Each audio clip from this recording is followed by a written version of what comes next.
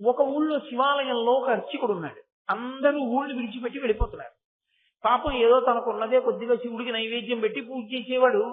ఆయన అన్నాడు, ఓ రోజున శివుడి దగ్గరికి వెళ్ళి, ఆయన ఎప్పుడు శివలింగం అంటే అదో బొమ్మ అనుకోలేదు, పరమేశ్వరుడే అనుకున్నాడు. అనుకుని వెళ్ళి ఆయనతో చెప్పుకున్నాడు, శివా, ఇన్నాళ్ళు నిన్ను కష్టపడి పూజ చేశాను, కానీ కరువు వచ్చింది, ఎవరు లేరు, ఊళ్ళో వెళ్ళిపోయారు. ఇప్పుడు నీకు నైవేద్యం పెట్టడానికి కూడా ఏమీ లేదు, అభిషేకం చేయడానికి నీళ్లు కూడా లేవు, కాబట్టి నేను వెళ్ళిపోతున్నాను. ఆ రాజుగారికో నియమం ఉండేది, ఎవరైనా మంచి కవిత్వం చెప్పిన వాడు ఉంటే వాడికి 1000 మాలలు బహూకరిస్తుండేవాడు. శివుడు అన్నాడు శివలింగంలోంచి, నువ్వు ఊరు విడిచిపెట్టి వెళ్ళిపోకు, నేను నీకు పద్యం రాసిస్తాను, ఆ పద్యం పట్టుకెళ్ళి రాజుగారి సభలో వినిపించు, రాజుగారు సంతోషించి నీకు మాడలిస్తాడు, అవి పెట్టి నన్ను పూజ చేయి. శనైశ్చరుడు మీనరాశిలోంచి తొలగిపోతాడు కొంతకాలానికి, మళ్ళీ వర్షాలు పడతాయి, మళ్ళీ కరువు కాటకాలు పోయి సంతోషంగా పంటలు పండినప్పుడు ప్రజలు వచ్చేస్తారు. కాబట్టి నువ్వు అందాక ఆ డబ్బుతో ఆలయంలో ఉండు, ఊళ్ళో ఉండు, వెళ్ళిపోక్కర్లేదన్నాడు. శంకర భగవత్పాదులు అర్ధనారీశ్వర స్తోత్రం చేస్తూ మందారమాల కలితాలకాయి కపాలమాలాంకిత కంధరాయ దివ్యాంబరాయై చ దిగంబరాయ నమఃశివాయై చ నమఃశివాయ అంటారు. 5వ శ్లోకం. ఇందులో మందారమాల అనేటటువంటి శబ్దంతో ప్రారంభం. మందారమాల కలితాలకాయై అంటే అమ్మవారి యొక్క కురులను మళ్ళీ వర్ణిస్తున్నారు. ఇది 2వ పర్యాయం ఈ శ్లోకంలో అమ్మవారి యొక్క కబరీబంధాన్ని వర్ణించడం. ఎందుచేత అంటే అర్ధనారీశ్వర స్తవంలో అమ్మవారి యొక్క కబరీబంధాన్ని మొట్టమొదటి శ్లోకంలోనే వర్ణించారు, ధమ్మిల్లకాయీచ అంటూ. ధమ్మిల్లకాయీచ జటాధరాయ అన్నారు మొదటి శ్లోకంలో. ధమ్మిల్లము అంటే కబరీబంధము, కేశపాశము అని మీతో నేను ఆ రోజున మనవి చేసి ఉన్నాను. అలాగే ఇప్పుడు 2వ మాట అంటున్నారు 5వ శ్లోకంలో. 2వ మాట మళ్ళీ అదే కబరీబంధం గురించి చెప్తూ మందారమాల కలితాలకాయై అన్నారు. మళ్ళీ 6వ శ్లోకంలో మళ్ళీ అంటారు. అక్కడికి వెళ్ళేటప్పటికి అంబోధర శ్యామల కుంతలాయి అంటారు. కుంతలాయి అన్నా కూడా అదే మాట, మళ్ళీ అమ్మవారి జుట్టు గురించే మాట్లాడుతున్నారు. అంటే ఒకే స్తోత్రంలో శంకరాచార్యుల వారు 3 మాటలు మాట్లాడారు అమ్మవారి యొక్క జుట్టు గురించి. అమ్మవారి కబరీబంధము, అమ్మవారి కేశపాశం గురించి ఎప్పుడు మాట్లాడారో అప్పుడు పక్కనే మళ్ళీ పరమశివుడి గురించి కూడా మాట్లాడారు. కానీ చిత్రం ఏమిటంటే ఇక్కడ మందారమాల కలితాలకాయి అని మందారమాల చేత అలంకరింపబడిన కురులు కలవి అన్న, శివుడి దగ్గరికి వెళ్ళేటప్పటికి మాత్రం శివుడి కేశపాశం గురించి మాట్లాడలేదు. కపాలమాలాంకిత కంధరాయై అని ఆయన కంఠంలో ఉండే మాల గురించి చెప్పారు. అంటే అమ్మవారి కబరీబంధాన్నే ఎక్కువ మార్లు చెప్పారు ఆయన. పరమశివుడి జటాజూటని చెప్పడం కన్నా అమ్మవారి జుట్టు గురించే ఎక్కువ మార్లు మాట్లాడారు. 3 మార్లు పేర్కొన్నారు. ఎందుకు శంకరులు అలా చెప్పి ఉండాలి? అసలు శంకరుల సాహిత్యంలో, శంకర వాంగ్మయమునందు ఒక ప్రత్యేకత ఉంటుంది.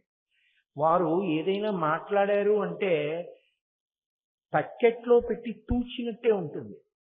నేను మీతో అనేక పర్యాయములు చెప్పాను, ఒక అక్షరాన్ని మార్చడం కూడా మనకి సాధ్యం కాదు.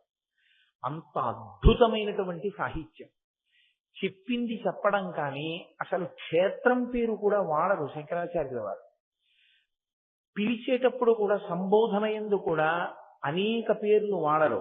ఏదో ఒక్క పేరో 2 పేర్లో 5 పేర్లో 10 పేర్లో సౌందర్యలహరి అంతా కలిపి ఆయన పిలిచిన పేర్లు అమ్మవారిని మహా అయితే ఓ 10 20 అంతే. అంత జాగ్రత్తగా మాట్లాడే శంకరులు అర్ధనారీశ్వర స్తవం దగ్గరికి వచ్చేటప్పటికి అమ్మవారి యొక్క కుంతలములు అంటే అమ్మవారి యొక్క కేశపాశం కబరీబంధం గురించి 3 మార్లు చెప్పవలసిన అవసరం ఏముంది? ఏ కారణం లేకపోతే చెప్తారు. పైగా కేశపాశమునకు వ్యతిరేకమైనటువంటి కోణంలో కొన్ని విషయాలు ఉన్నాయి.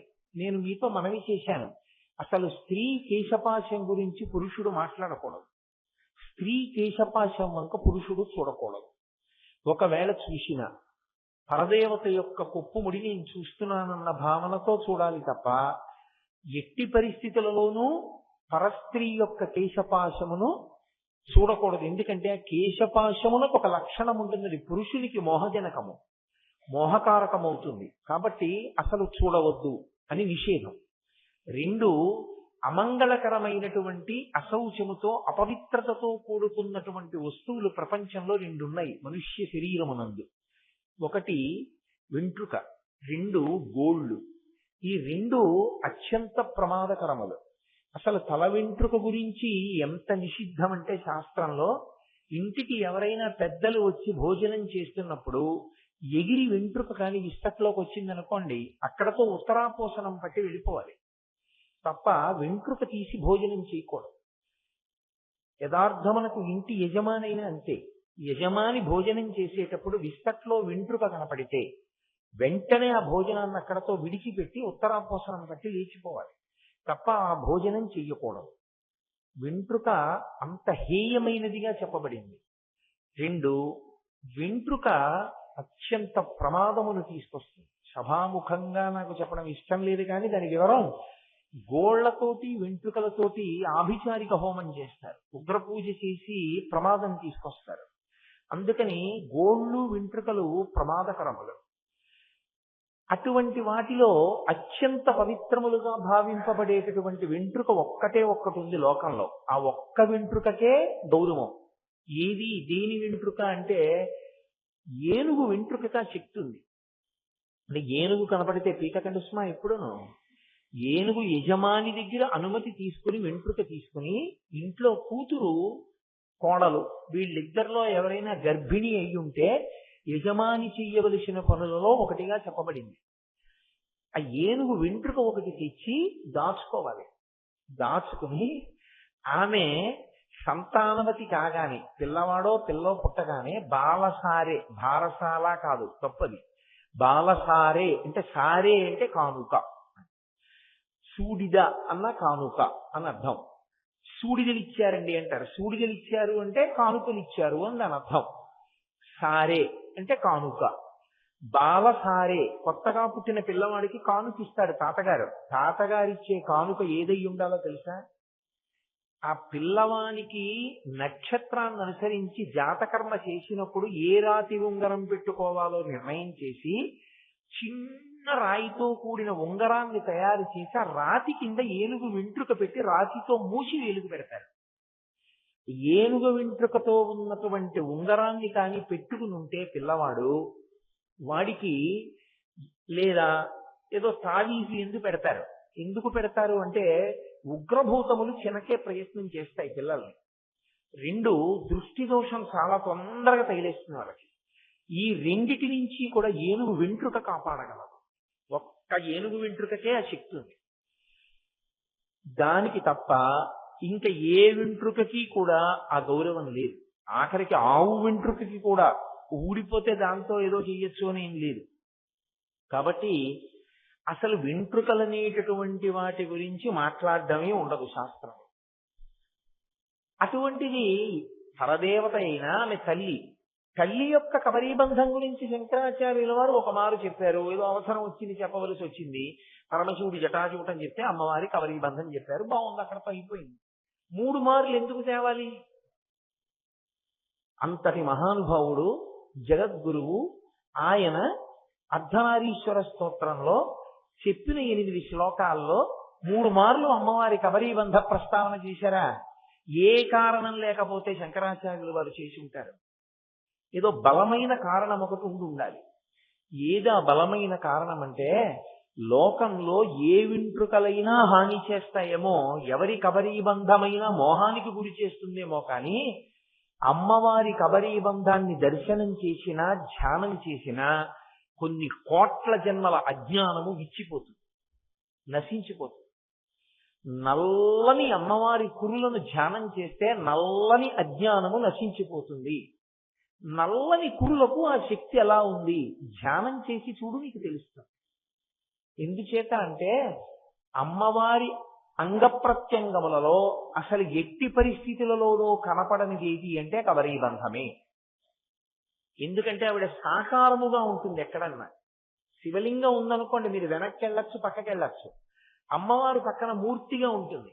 అమ్మవారు సాకారంగా ఉంటుంది కాబట్టి ఆవిడ వెనక కూర్చుని పూజ చేయకూడదు. సాకారమూర్తులకు పృష్ఠభాగ పూజ లేదు, అభిముఖంగానే, అది కూడా ఎదురుగుండా కూర్చుని పూజ చేయకూడదు, ఓ పక్కకి కూర్చుని పూజ చేయాలి ఎప్పుడు చేసినా. కాబట్టి అమ్మవారి కబరీబంధం మీకు అసలు కనపడదు, వెనక్కి వెళ్ళరు. కాబట్టి ఒక దేవాలయంలోనైనా మీరు అమ్మవారి వెనక్కి ఎందుకు ఎడతారు? కాబట్టి కనపడదు. ఒకవేళ ఏదో శివలింగానికి వెనకాల కూర్చున్నప్పుడు అక్కడ కూడా నేను ఇలా వెనక్కి తిరిగి చూశానండి అంటారేమో. కబరీబంధం వేసేసి దాని మీద కిరీటం పెట్టేస్తారు. కిరీటం పెట్టి చంపకాశోక పున్నాగ సౌగంధికల సత్కచాని కదా, పెద్ద పెద్ద పువ్వుల దండలు తురిమేసుకుంటుంది ఆవిడ. కాబట్టి అసలు ఆ కబరీబంధం కనపడదు. ఆ కబరీబంధమే ధ్యానమునకు యోగ్యం. అమ్మవారి కబరీబంధం గాని కనపడిందా ధ్యానంలో, వాడు తరించిపోయాడని లెక్క. వాడి అజ్ఞానం విచ్చిపోయింది, వాడు అక్కడతో మోక్షానికి అధికారి అయిపోతాడు. కాబట్టి శంకర భగవత్పాదులు జ్ఞాన మార్గములో ఉన్నటువంటి ఆచార్య పురుషులు. కాబట్టి వారు ఎప్పుడూ కూడా జాతికి జ్ఞానమును ప్రదానం చేసే ప్రయత్నంలో ఉంటారు. అందరికీ జ్ఞానం అందించాలి. కాబట్టి మనుష్య పుట్టుక యొక్క ప్రధాన ప్రయోజనము మళ్లీ పుట్టకుండా కావలసినటువంటి జ్ఞానమును పొందడమే. కాబట్టి దానికి సులభ మార్గము అమ్మవారి కబరీబంధ దర్శనమే. కాబట్టి 3 మార్లు కబరీబంధ ప్రస్తావన చేశారు. 3 సత్యము కనుక ఇది పరమ సత్యం అని చెప్పడానికి. అందుకే మనం ఎప్పుడైనా సత్యం అని చెప్పవలసి వస్తే 3 మార్లు వాడతాం ఆ మాటని. ఓం శాంతి శాంతి శాంతి, ఓం కేశవాయ స్వాహ, ఓం నారాయణాయ స్వాహ, ఓం మాధవాయ స్వాహ. 3 ముళ్ళు. 3 ఎక్కడైనా వాడితే సత్యం అని గుర్తు. 3 మార్లు స్తోత్రంలో వాడారు అంటే అమ్మవారి కబరీబంధ దర్శనం ఎవరు చేస్తున్నారో వాళ్ళకి సౌభాగ్యాదులు కలగడమే కాదు, ఇక జన్మరాహిత్యము కూడా కలుగుతుంది. అంత శక్తివంతము. కాబట్టి జ్ఞాన మార్గాచార్యులు కనుక, వారు అద్వైతాన్ని ప్రచారం చేసిన మహాపురుషులు కనుక, భక్తి కూడా స్వస్వరూపానుసంధానమే అని ప్రతిపాదించినటువంటి మహాపురుషులు కనుక కబరీబంధాన్ని 3 శ్లోకాల్లో ప్రస్తావించారు. లేకపోతే శంకరులకు 3 మార్లు దాన్ని ప్రస్తావించవలసిన అవసరం లేదు. అంటే జగద్గురువుగా శంకరాచార్యుల వారు మన కొరకు ఎంత తాపత్రయపడ్డారు అన్నది స్తోత్రంలో మనకి ఆవిష్కృతమవుతుంది. అందుకే పెద్దలు ఒక మాట చెప్తారు, మాతృదేవో భవ శాస్త్రమే, పితృదేవో భవ శాస్త్రమే, ఆచార్య దేవో భవ శాస్త్రమే. మాతృదేవో భవ, పితృదేవో భవ, తర్వాత ఆచార్య దేవో భవ. ఆచార్యుడు చేసే ఉపకారం ఏమిటి? గురువు ఏం చేస్తారు ఉపకారం? ఆచార్యుడు అంటే వైష్ణవులని కాదు నా ఉద్దేశం. ఆచార్యులు అంటే అర్థం ఏంటంటే శాస్త్రమును తెలుసుకుని ఆచరించి చూపిన వారిని ఆచార్యుడు అని పిలుస్తారు. అందుకే శంకరాచార్య, భీష్మాచార్య, ద్రోణాచార్య, కృపాచార్య. అశ్వత్థామకి ఆచార్య లేదు, ఆచరించలేదు. కాబట్టి ఎవరు శాస్త్రాన్ని తెలుసుకుని ఆచరించారో వాళ్ళందరూ ఆచార్యులే. శంకరాచార్య, చంద్రశేఖరేంద్ర సరస్వతి పరమాచార్య, భారతీ తీర్థస్వామి ఆచార్య. ఆచార్య అంటే శాస్త్రమును తెలుసుకుని తాను ఆచరించి లోకములకు బోధించిన వాడు. రమణ మహర్షికి ఆచార్య ఉండదు, ఎందుకంటే వారు గురువు. గురువు ఆచరించవచ్చు, ఆచరించకపోవచ్చు ఆ జ్ఞానమును పొందిన తరువాత. ఆయన ఆచరించి చూపించిన వారు కాదు రమణులు. అంత మాత్రం చేత తక్కువ వారు అనకూడదు. వారు కూడా బ్రహ్మమును తెలుసుకుని బ్రహ్మముగా నిలబడిన వారే. కానీ ఆచారయతి, ఆచరించి చూపించిన వాడు శాస్త్రమునకు కట్టుబడతాడు. కట్టుబడితే ఆచార్య అని పిలుస్తారు. శంకరాచార్య వారు ఆచారమునకు కట్టుబడ్డారు. శంకరాచార్యుల వారు లోకమునకు మార్గదర్శనం చేయించడానికి. ఆచార్యుడు చేయు ఉపకారం ఏమి? తల్లి తండ్రి ఏ శరీరం ఇచ్చారో అటువంటి శరీరాన్ని మళ్లీ పొందవలసిన అవసరం లేకుండా జ్ఞానం ఇచ్చాడు. అందుకే తల్లి తండ్రి చేసిన ఉపకారం కన్నా గొప్ప ఉపకారం ఎవరు చేస్తారంటే ఆచార్యుడు చేస్తారు. అంత ఉపకారం చెయ్యవలసిన స్థానంలో కూర్చుని ఉన్నవాళ్ళను నేనన్న విషయాన్ని గుర్తిరిగిన మహాపురుషులు కనుక, జగద్గురువులు కనుక, వారు వారి స్తోత్రంలో జ్ఞానమునకు కారకమైన అమ్మవారి కబరీబంధ దర్శనాన్ని 3 మార్లు ప్రస్తావించారు. అందుకని ఆ శ్లోకంలో ప్రారంభం చేస్తూనే మందారమాల కలితాలకాయి అంటారు. శంకరులు ఒక్క మాట ప్రయోగించారంటే ఎంతో నిగూఢ అర్థం ఉంటుంది అందులో. ఆయన అంటున్నారు, అమ్మా నీ కబరీబంధమునందు మందారమాల అలంకరింపబడి ఉంటుంది. మందారమాల అంటే మనం మందార పూలు అని పిలుస్తామే, ఎర్రగా ఉంటాయి. ఆ మందార పూలు కావు. ఆ మందారమునకు యథార్థమునకు సువాసన ఉండదు, దానికి ఏమి వాసన ఉండదు. ఆ మందార పువ్వుకి మందారము అని దేనికి పేరంటే, స్వర్గలోకమునందు 5 దేవవృక్షములు ఉంటాయి. ఈ 5 దేవవృక్షములకు ఉండేటటువంటి పువ్వులకు ఒక ప్రత్యేకమైన లక్షణం ఉంటుంది. అందులో మొట్టమొదటి దాని పేరు ఏది అంటే మందారము. మందారము, పారిజాతము, సంతానము, హరిచందనము, కల్పవృక్షము అనే 5 దేవతా వృక్షాలు. ఈ 5 దేవతా వృక్షాలకి ఆ పేర్లు రావడానికి కారణాన్ని కూడా అమరకోశం వ్యాఖ్యానం చేసింది. అందులో మందారము అని దేనికి పేరంటే విశేషమైన సువాసన. అటువంటి సువాసన మీకు ఇంకెక్కడా లభ్యం కాదు. అటువంటి సువాసన ఒక్క మందార పుష్పానికే ఉంటుంది. దేవవృక్షములలో ఒకటైన మందార పుష్పమునకే ఉంటుంది. 2, లోకమంతటి చేత కీర్తింపబడి, శ్లాఘింపబడి, స్తుతి చేయబడి, పొగడబడేటటువంటి పువ్వు అదొక్కటే. ఎందుకని అంటారేమో, దాని అందం అలా ఉంటుంది, దాని పరిమళం అలా ఉంటుంది, దాని సౌరభము, సువాసన అలా ఉంటుంది. అందుకే ఆ మందార పువ్వు ధరిద్దామని కోరుకోనటువంటి స్త్రీ ఉండదు లోకంలో. ఆ పువ్వుని అంత స్థితి చేస్తారు, అది వాడదు. ఆ పువ్వు తలలో ఉండగా సౌభాగ్యమునకు కొదవరాదు, అంత గొప్ప పువ్వు. పారిజాతము సముద్రమునందు పుట్టినటువంటి చెట్టు, అందుకని దానికి పారిజాతము అని పేరు. 3వది సంతానము. సంతానము అంటే మీరు కోరుకున్నటువంటి కోరికలను తీర్చగలిగినది కాబట్టి దానికి సంతానము అని పేరు. 4వది కల్పవృక్షము. కల్పవృక్షము సంకల్పములను, ఏదో మనసు ఒక సంకల్పం చేసిందనుకోండి, కోరికగా కాదు, అనుకుంది ఒక సంకల్పంగా, అంటే వెంటనే తీర్చేస్తుంది. అలా తీరిస్తే దాన్ని కల్పవృక్షము అని పిలుస్తారు. హరిచందనము అనే ఒక రకమైనటువంటి గంధపు చెట్టు, దాని కింద ఇంద్రుడు విశ్రాంతి తీసుకుంటాడు మిగిలినటువంటి దేవతలతో కలిసి. ఈ 5 దేవవృక్షములని పిలుస్తారు. ఈ 5 అగ్రస్థానము మందార వృక్షముది. ఆ మందార వృక్షమునకు పూసినటువంటి పూలు ఏవున్నాయో వాటిని మందార పుష్పములని పిలుస్తారు. ఈ మందార పుష్పము నేను మీతో మనవి చేసినట్టు, 1 విశేషమైన సువాసన, 2 అది అందరి చేత కీర్తింపబడుతుంది. అదిగో అటువంటి మందారము 1 దొరికితేనే చాలా గొప్ప. ఆవిడ సిగలో ఏముంటాయి? మందారమాల కలితాలకాయై, మందారమాల అలంకరింపబడి ఉంటుంది ఆవిడ కొప్పులో. మందారమాల చేత అలంకరింపబడిన కొప్పు కలిగినది అన్నప్పుడు మీరు ఒక విషయాన్ని ఆలోచించాలి. దేవజాతికి సంబంధించిన మందారము ఏదో మల్లె పువ్వుల చిన్నది కాదు, చాలా పెద్ద పువ్వు అది. ఒక్క పెద్ద పువ్వుని కొప్పులో పెట్టుకోవాలంటేనే అంత పెద్ద కొప్పు ఉంటే తప్ప పువ్వు పెట్టుకోలేరు. మరి అమ్మవారు కేవలము ఒక మందారమును పెట్టుకోదు, ఒక మందారమాలని తురుముకుంటుంది. ఒక మందారమాలని తురుముకోవాలి అంటే ఆవిడ కబరీబంధం ఎంత పెద్దదై ఉండాలి? చాలా పెద్ద కబరీబంధం అయి ఉండాలి. అందుకే భుజ నట ధమ్మిల్ల బంధమ్ముతో అంటారు పోతన గారు ఒక చోట. అమ్మవారు గబగబా నడిస్తేట భుజం ఇలా కదిలితే ఆవిడ కొప్పుకి తగులుతుంది. భుజం, ఈ భుజం ఇలా అన్నా కొప్పుకి తగులుతుంది, ఈ భుజం ఇలా అన్నా కొప్పుకి తగులుతుంది. అంటే ఆవిడ కొప్పు ఈ భుజముల వరకు వచ్చేటంత పెద్ద కేశపాశముతో ఉంటుంది. అంత పెద్ద కొప్పు, అంత పెద్ద జుట్టు, అంత పెద్ద జుట్టు మీద అన్ని రకాల పువ్వులు అలంకరింపబడి ఉంటాయి. అటువంటి మందారమాలతో అలంకరింపబడిన కొప్పు కలదానా? ఇప్పుడు నేను ఇలా చెప్తున్నాను అనుకోండి, మీరు నేను మందార పువ్వు చూసినా చూడకపోయినా మీకు లీలామాత్రంగా పెద్ద కొప్పు, అందులో ఏదో ఒక మందారమాల తురుముకున్నట్టు మీకు భావనా గోచరమైందా? అదే శంకరాచార్యుల వారికి కావాలి. అలా భావనా గోచరమైనంత మాత్రం చేత 2 ప్రయోజనములు సిద్ధిస్తాయి.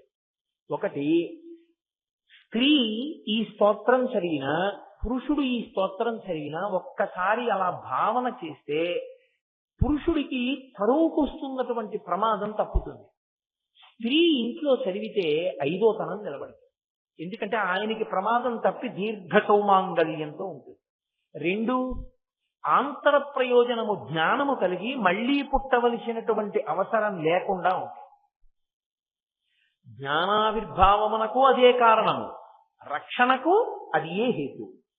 అందుకనే అమ్మవారి కబరీబంధాన్ని బాగా అర్థం చేసుకోవడానికి వీలుగా మందారమాల చేత అలంకరింపబడిన కొప్పు కలిగినది అని శంకరులు ప్రతిపాదన చేస్తున్నారు.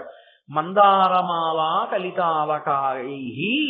అయితే నేను ఇవాళ ఒక్క పని చేస్తాను, విడివిడిగా చెప్పడం కన్నా ఇక సమయం కూడా అయిపోతుంది కదా, రేపటితో నేను ఉపన్యాసం పూర్తి చేసేయాలి. మీకు తేలికగా ఉండడానికి నేను ఆ తరువాతి శ్లోకంలో ఉన్న ప్రథమ పాదాన్ని కూడా అన్వయం చేసేస్తాను కలిపేసి. తరువాతి శ్లోకంలో మొదటి పాదం ఏమిటి? అంబోధర శ్యామల కుంతలాయై.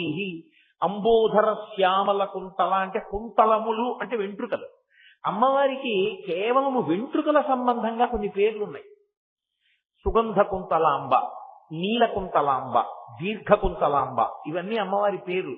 మీరు ఎప్పుడైనా నీలకుంతలాంబని చూడాలి అని మీరు అనుకున్నారనుకోండి, అమ్మవారిని అలా చూస్తే విశేష ఫలితం. అమ్మవారిని మీరు అలా చూడాలి అంటే ఒకే ఒక్క చోట సాధ్యం అవుతుంది. కామాక్షి ఏకాంబరేశ్వరుడి దేవస్థానంలో మీరు చుట్టూ తిరిగి వచ్చినప్పుడు ఏకాంబరేశ్వరుడు అంటే ఆ మామిడి చెట్టు కింద ఉన్నటువంటి పార్వతీ పరమేశ్వర స్వరూపం ఉంటుంది. పరమశివుడు ఇలా కూర్చుంటే పార్వతీదేవి ఆయన వంక తిరిగి కూర్చుంటుంది. ఆయన వంక తిరిగి కూర్చుని ఒళ్ళో సుబ్రహ్మణ్యం పెట్టుకుని ఉంటుంది. కింద వ్యాఘ్రపాదుడు పతంజలి చూస్తూ ఉంటారు. నా చెల్లెలు మళ్లీ పరమశివుణ్ణి చేరుకుంది, మా బావగారిని చేరుకుందని సంతోషంగా శ్రీ మహావిష్ణువు ఆలయ ప్రాకారంలోంచి చూస్తుంటారు ఏకాంబరేశ్వరుడి గుళ్ళో. అది దాటి ముందుకు వచ్చిన తర్వాత దేవాలయం ఉంటుంది. అక్కడ అమ్మవారు జడ వేసుకుని ఇలా బయటికి పెట్టుకుని ఆ జడ కింద పెడతారే, ఆ కుప్పిలు అంటారేమో వాటిని, ఆ వాటితోటి జటగంటలు అంటారో వాటిని పెట్టుకుని ఉంటుంది అమ్మవారు. అక్కడ కనపడుతుంది ఆవిడ దీర్ఘమైన కేశపాశం, లేదా ఒక్కొక్కసారి కొప్పు వేసి ఉంచుతారు. అక్కడ చూడొచ్చు. నీలకుంతలాంబ, సుగంధ కుంతలాంబ, ఇవన్నీ అమ్మవారికి పేర్లు. ఎందుకు వచ్చాయో తెలుసా? అది శంకరాచార్యుల వారి ప్రతిపాదన. అంబోధర శ్యామల కుంతలాయై అంటే కుంతలములు అంటే వెంట్రుకలు, అలకలన్న వెంట్రుకలు. అంబోధర శ్యామల, నల్ల కలువల ఖండం ఎలా ఉంటుందో అమ్మవారి జుత్తు అలా ఉంటుంది. నల్ల కలువలు ఒక కలువ పువ్వు తీసి చూడడం కాదు. నిన్నను అమ్మవారి కన్నుల గురించి చెప్పేటప్పుడు విశాల నీలోత్పలలోచనాయై అన్నారే, అప్పుడు ఒక్క కలువ గురించి నేను మీతో మాట్లాడాను. అలా ఒక కలువ కాదు. మీకు నేను తేలిగ్గా ఉదాహరణ చెప్పాలి అంటే గుర్రపు డెక్క మొక్క అని కనపడుతూ ఉంటుంది మనకి కాలవల్లో. తూర్పు పశ్చిమ గోదావరి జిల్లాల్లో ఎక్కువది. ఆ కాలవల నిండా గుర్రపు డెక్క మొక్క తిరిగిపోయింది అనుకోండి, కింద నీళ్లు కనపడవు, పైన గుర్రపు డెక్క మొక్క ఒకటే కనపడుతుంది, అంతలా వ్యాపిస్తుంది. అలా మీరు ఒక సరోవరాన్ని ఊహించండి. ఆ సరోవరం నిండా నల్ల కలువలు ఉన్నాయనుకోండి, నీరు కనపట్టలేదు, సరోవరం నిండా నల్ల కలువలే. మీరు ఒడ్డున నిలబడి చూశారనుకోండి, ఒడ్డున నిలబడి చూస్తే ఒక ప్రయోజనం ఉంటుంది. అప్పై దీక్షితర్ వారు దాన్ని నిర్ధారించారు. నల్ల కలువలు కానీ తెల్ల కలువలు కానీ ఎర్ర కలువలు కానీ ఉన్నటువంటి బాగా నిండి ఉన్నటువంటి సరోవరం దగ్గరికి వెళ్ళి నిలబడితే ఉత్తర క్షణంలో మనసు నిలబడిపోయి ధ్యానంలోకి వెళ్ళిపోతుంది. అక్కడ కూర్చుని మీరు చూస్తూ ధ్యానం చేసినా వెంటనే మనసు నిలబడుతుంది, అది కదలదు. దానికి ఆ ఖండమనక శక్తి ఉంటుంది. అందుకే ధ్యానము తొందరగా ఫలించడానికి కారకమైన దానిలో ఒకటిగా కలువల ఖండాన్ని చెప్తారు. రెండవది, తనకి తానుగా వీణ వాయించగలిగిన శక్తి ఉన్న వాడికి మనసు నిలబడిపోతుంది, బ్రహ్మమును అనుభవించగలుగుతుంది. అద్వైతానుభూతి వైపుకు అడుగులు వెయ్యగలడు అని అప్పై దీక్షితర్ వారు దాన్ని మనకి నిర్ధారించి ఉన్నారు. దాన్ని నడిచే దేవుడిని పేర్గాంచిన చంద్రశేఖరేంద్ర సరస్వతి మహాస్వామి వారు కూడా అంగీకరించారు. యథార్థమేదని చెప్పారు. అమ్మవారి జుట్టు ఎలా ఉంటుందంటే నల్ల కలువల ఖండం ఎలా ఉంటుందో అలా ఉంటుంది. ఈ ఉండడంలో కొన్ని లక్షణాలు ఉంటాయి. శంకరాచార్యుల వారు సౌందర్యలహరిలో శ్లోకం చేశారు. ఆయన ఏదైనా శ్లోకం మొదలు పెడితే ముందు ఈ శ్లోకంలో ఏది చెప్పాలనుకుంటున్నారో అది చెప్పి చివరో మధ్యలోనో ఎక్కడో దాని ప్రయోజనం చెప్తారు. అసలు ప్రయోజనంతో మొదలుపెట్టిన శ్లోకాల్లో అదొకటి. ఆయన అన్నారు, ధృతోతుద్భాంతం నస్తులిత దళితేందీవరవనం ఘన స్నిగ్ధ శ్లక్షణం చికుర నికురంబం తమసివే యదీయం సౌరభ్యం సహజముపలబ్ధం సుమనసో వసంతస్మిన్ మన్యే వలమధన వాటీ విటపినాం అన్నారు. మన్యే అంటే అమ్మా నేను ఊహించుతున్నాను. ఏమిటి ఊహించుతున్నారు అంటే శంకరులు అన్నారు, శ్లోక ప్రారంభమే ధృతోతుద్ధ్వాంతం, అది మా అజ్ఞానపు చీకట్లను చీల్చివేయుగాక అంటూ మొదలుపెట్టారు.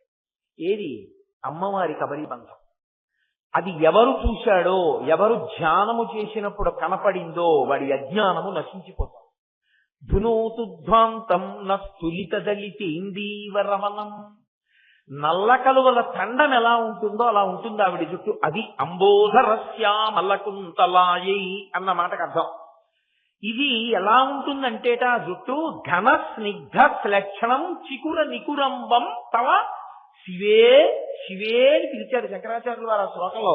శివే అంటే మంగళప్రదులారా, శుభములను ఇయ్యగలిగిన దాన అంటే ఆవిడ కబరీబంధ దర్శనమే సౌభాగ్యాన్ని నిలబెట్టేస్తుంది, అంత గొప్పది.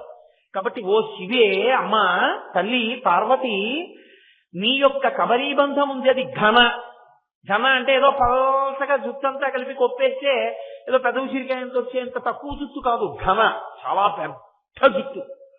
స్నిగ్ధ, స్నిగ్ధ అన్న మాటకు అర్థం ఏమిటంటే బాగా దగ్గరగా ఉన్నటువంటి కురులను స్నిగ్ధ అంటారు. దానికి ఎగ్జాక్ట్ గా నేను ఇంగ్లీష్ మాట చెప్పవలసి ఉంటే స్టికీ అంటారు. స్టికీ అంటే చూడండి, అంటుకుని ఉండుట. బాగా దగ్గరగా ఉంటే దాన్ని స్నిగ్ధ. స్నిగ్ధ లోంచే స్నేహ, కలిసి ఉంటే కదా స్నేహం, కలిసి ఉండడాన్ని స్నేహం అంటారు. స్నిగ్ధ అంటే బాగా దగ్గరగా ఉన్నటువంటి కురులు, ఏదో ఇలా విచ్చుకుపోయి లోపల తల కనబడుతూ ఉండేట్టుగా ఉండేటటువంటి పలసటి జుట్టు కాదు, అంత ఒత్తుగా ఉన్న జుట్టు. అంత ఒత్తుగా ఉన్న జుట్టు అని చిక్కులతో ఉన్న జుట్టు కాదు, రేగిపోయి ఉన్నట్లు ఉండే జుట్టు కాదు. ఘన స్నిగ్ధ శ్లక్షణం అంటే ఎక్కడా చిన్న చిక్కు తిత్తి లేకుండా అందముగా సంస్కరింపబడి కొప్పు వేయబడినటువంటి జుట్టు. ఘన స్నిగ్ధ శ్లక్షణం చికుర నికురంబం తవ శివే యదీయం సౌరభ్యం సహజముపలబ్ధం సుమనసో. ఆయన అంటున్నారా, వెంట్రుకలకు ఒక సువాసన ఉంది. అమ్మవారి యొక్క కబరీబంధమునకు సువాసన ఉంటుంది. ధ్యానములో అమ్మవారి కబరీబంధం కనబడటం అంటే అర్థం ఏంటో తెలుసా?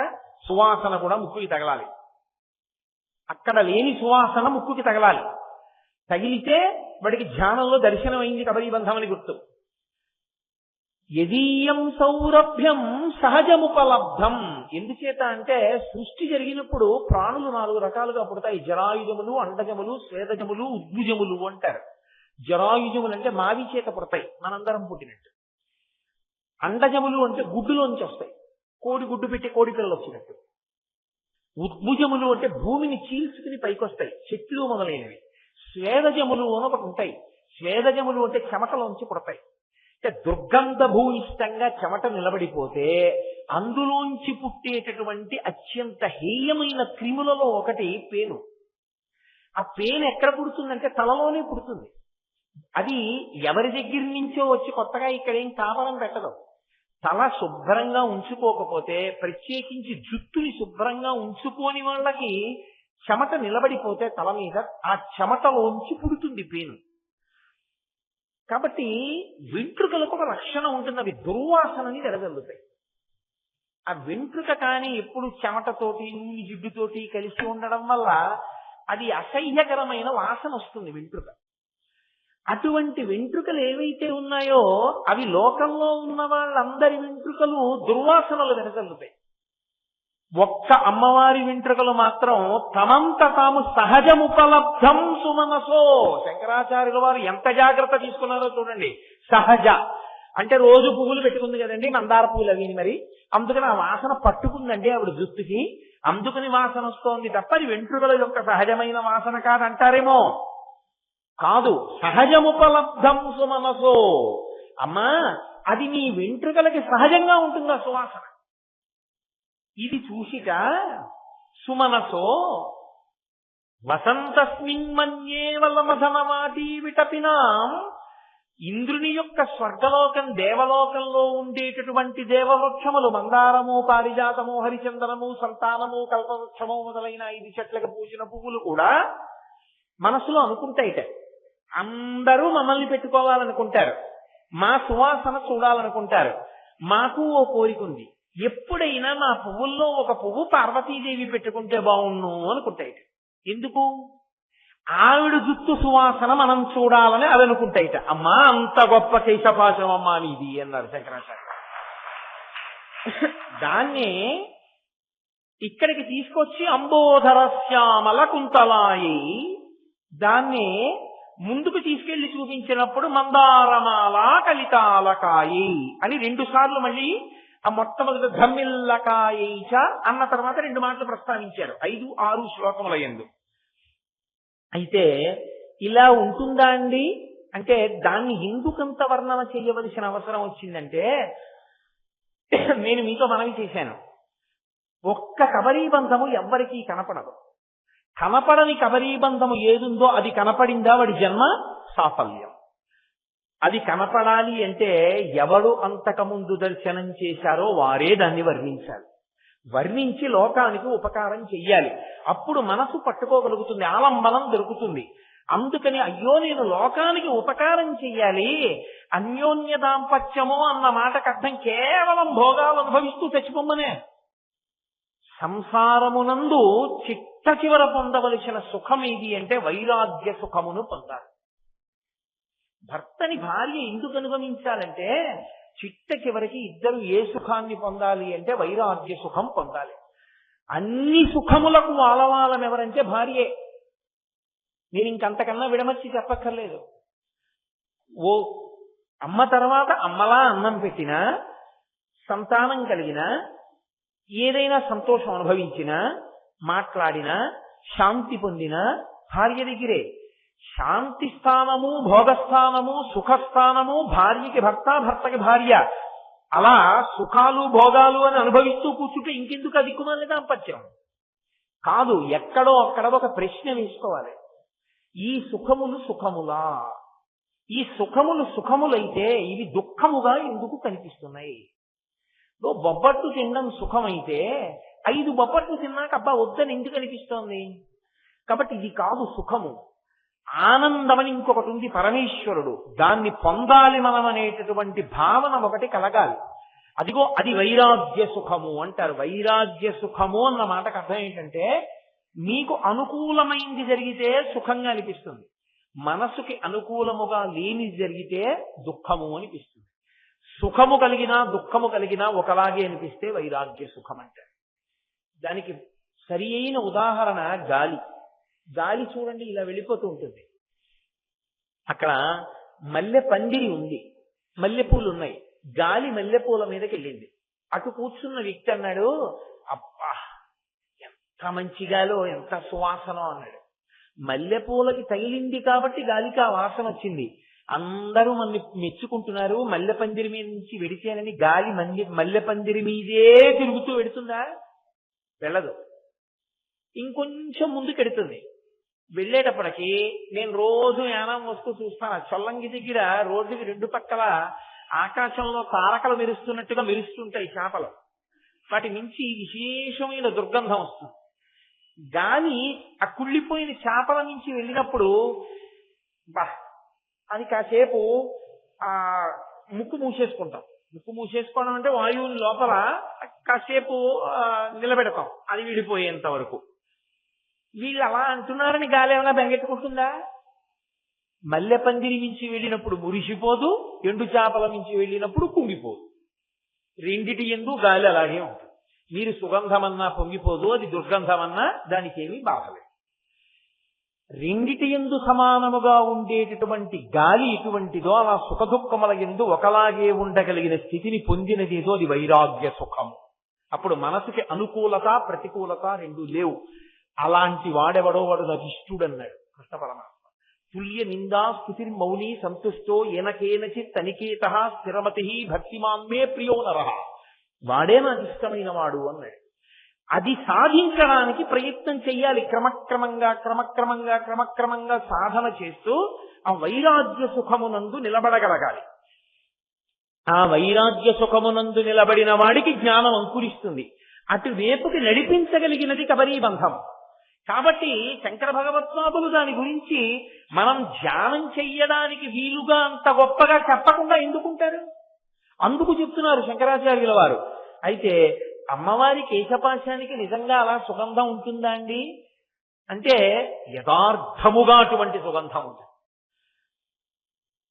నేను మీతో ఒక యథార్థాన్ని మనవి చేయాలి అంటే, అమ్మవారిని అద్భుతంగా అంటే పరమభక్తితో ఆరాధించగలిగినటువంటి భక్తి తత్పరులు పూజ చేసేటటువంటి మందిరంలోకి మీరు ఎప్పుడైనా వెళ్ళి చూశారో లేదో నాకు తెలియదు. నేను మీకు ఒక ఉదాహరణ చెప్పాను గత ప్రసంగాల్లో ఒక పూజ గురించి. అటువంటి వారు పూజ చేసి బయటికి వచ్చేసిన మందిరంలో కేవలం ఒక అక్షతలు ఒకటే వాళ్ళు పూజలో వాడి బయటికి వెళ్ళిపోయినా, మరునాడు పొద్దున్న పూజ గది తలుపులు తెరిచినా సరే మీరు ఆ సువాసనలకు అలా నిలబడిపోతారు. అటువంటి సువాసనలు వస్తాయి. అమ్మవారు అలా ఉండదు అని, అలా కుదరదు అని మీరు అనుకోవద్దు.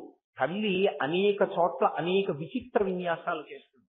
ఇప్పటికీ శ్రీశైలంలో అరణ్యంలో ఇష్టకామేశ్వరి అని ఉంటుంది.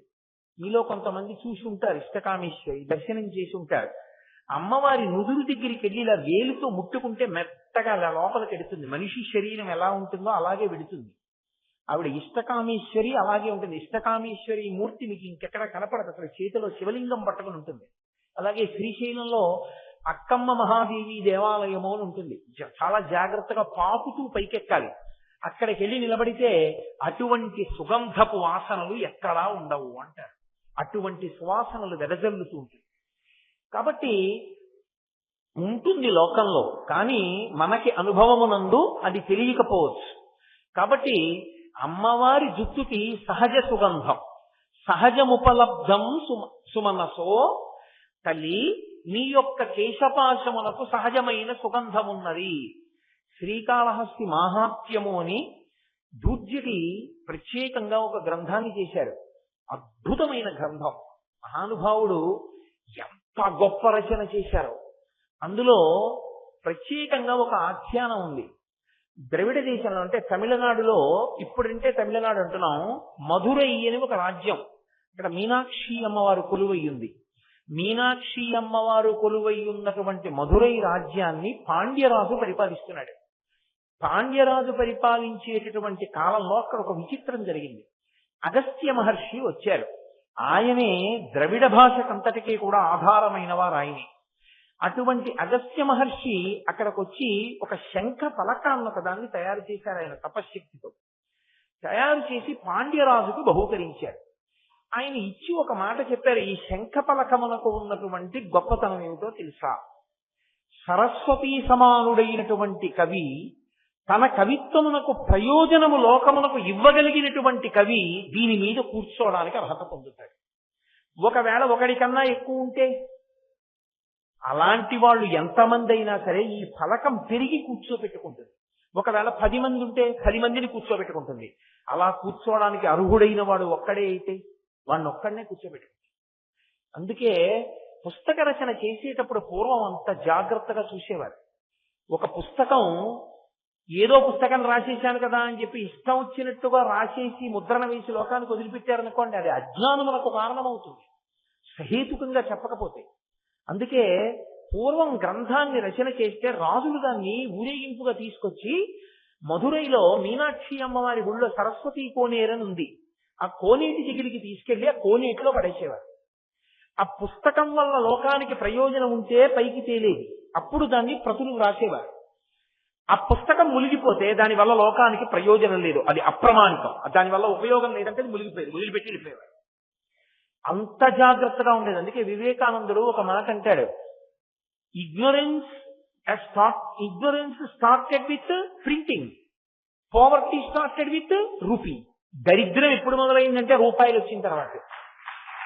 అన్నం బియ్యం, వీడి దగ్గర బియ్యం వాడి దగ్గర చింతపండు ఇచ్చి పుచ్చుకున్నప్పుడు దరిద్రం లేదు. ఎన్ని బియ్యం దాచేసుకుంటావు, ఎంత చింతపండు దాచేసుకుంటావు? ఒకటికొకటి ఇచ్చి పుచ్చుకోవడం వచ్చింది, రూపాయి వచ్చిన తర్వాత దరిద్రం వచ్చింది, దాచుకోవడం వచ్చింది. కాబట్టి ప్రింటింగ్ వచ్చిన తర్వాత అజ్ఞానం వచ్చింది, ఎవడి నోటికి వచ్చింది వాడు రాసి ప్రింట్ వేసి వదిలిపెట్టడం అలవాటైంది. కాబట్టి దానిలో ఒక మంచి ఉంది, మహాత్ముల పుస్తకాలు కూడా లభ్యమవుతున్నాయి. కాబట్టి అమ్మవారి కోనేటిలో వేసేవారు పుస్తకాల్ని. అలా అగస్త్య మహర్షి ద్రవిడ దేశంలో పాండ్యరాజుకు బహూకరించాడు శంఖపలకాన్ని. సరస్వతీ స్వరూపులైనటువంటి కవులుంటే దాని మీద కూర్చోవచ్చు, అది కూర్చోబెట్టుకుంటుంది. 10 మంది ఉంటే 10 మంది కూర్చునేంత పెరుగుతుంది, 20 మంది ఉంటే 20 మంది కూర్చునేంత పెరుగుతుంది. ఎవడూ లేకపోతే ఎవరిని కూర్చోబెట్టుకున్నది. నీకు ఈ ఫలకాన్ని ఇస్తున్నాను, దీని మీద కూర్చోవడానికి అధికారం ఉన్న వాళ్ళు ఎంతమంది నీ రాజ్యంలో ఉంటారో అంతమంది సరస్వతీ స్వరూపులు ఉన్నారని గుర్తు. ఇప్పుడు ఆ శంఖపలకం మీద కూర్చునేవారు కొంతమంది. అది పరంపరాగతంగా పాండ్యరాజు వంశంలో పూజ చేస్తుండేవారు. ఒకానొకప్పుడు ఆ వంశంలో ఒక రాజు దగ్గరికి వచ్చేటప్పటికి ఆయన ఆస్థానంలో నత్తీరుడు అని ఒక కవి. ఆ నత్తీరుడు మహానుభావుడు, చాలా గొప్ప కవిత్వం చెప్తాడు.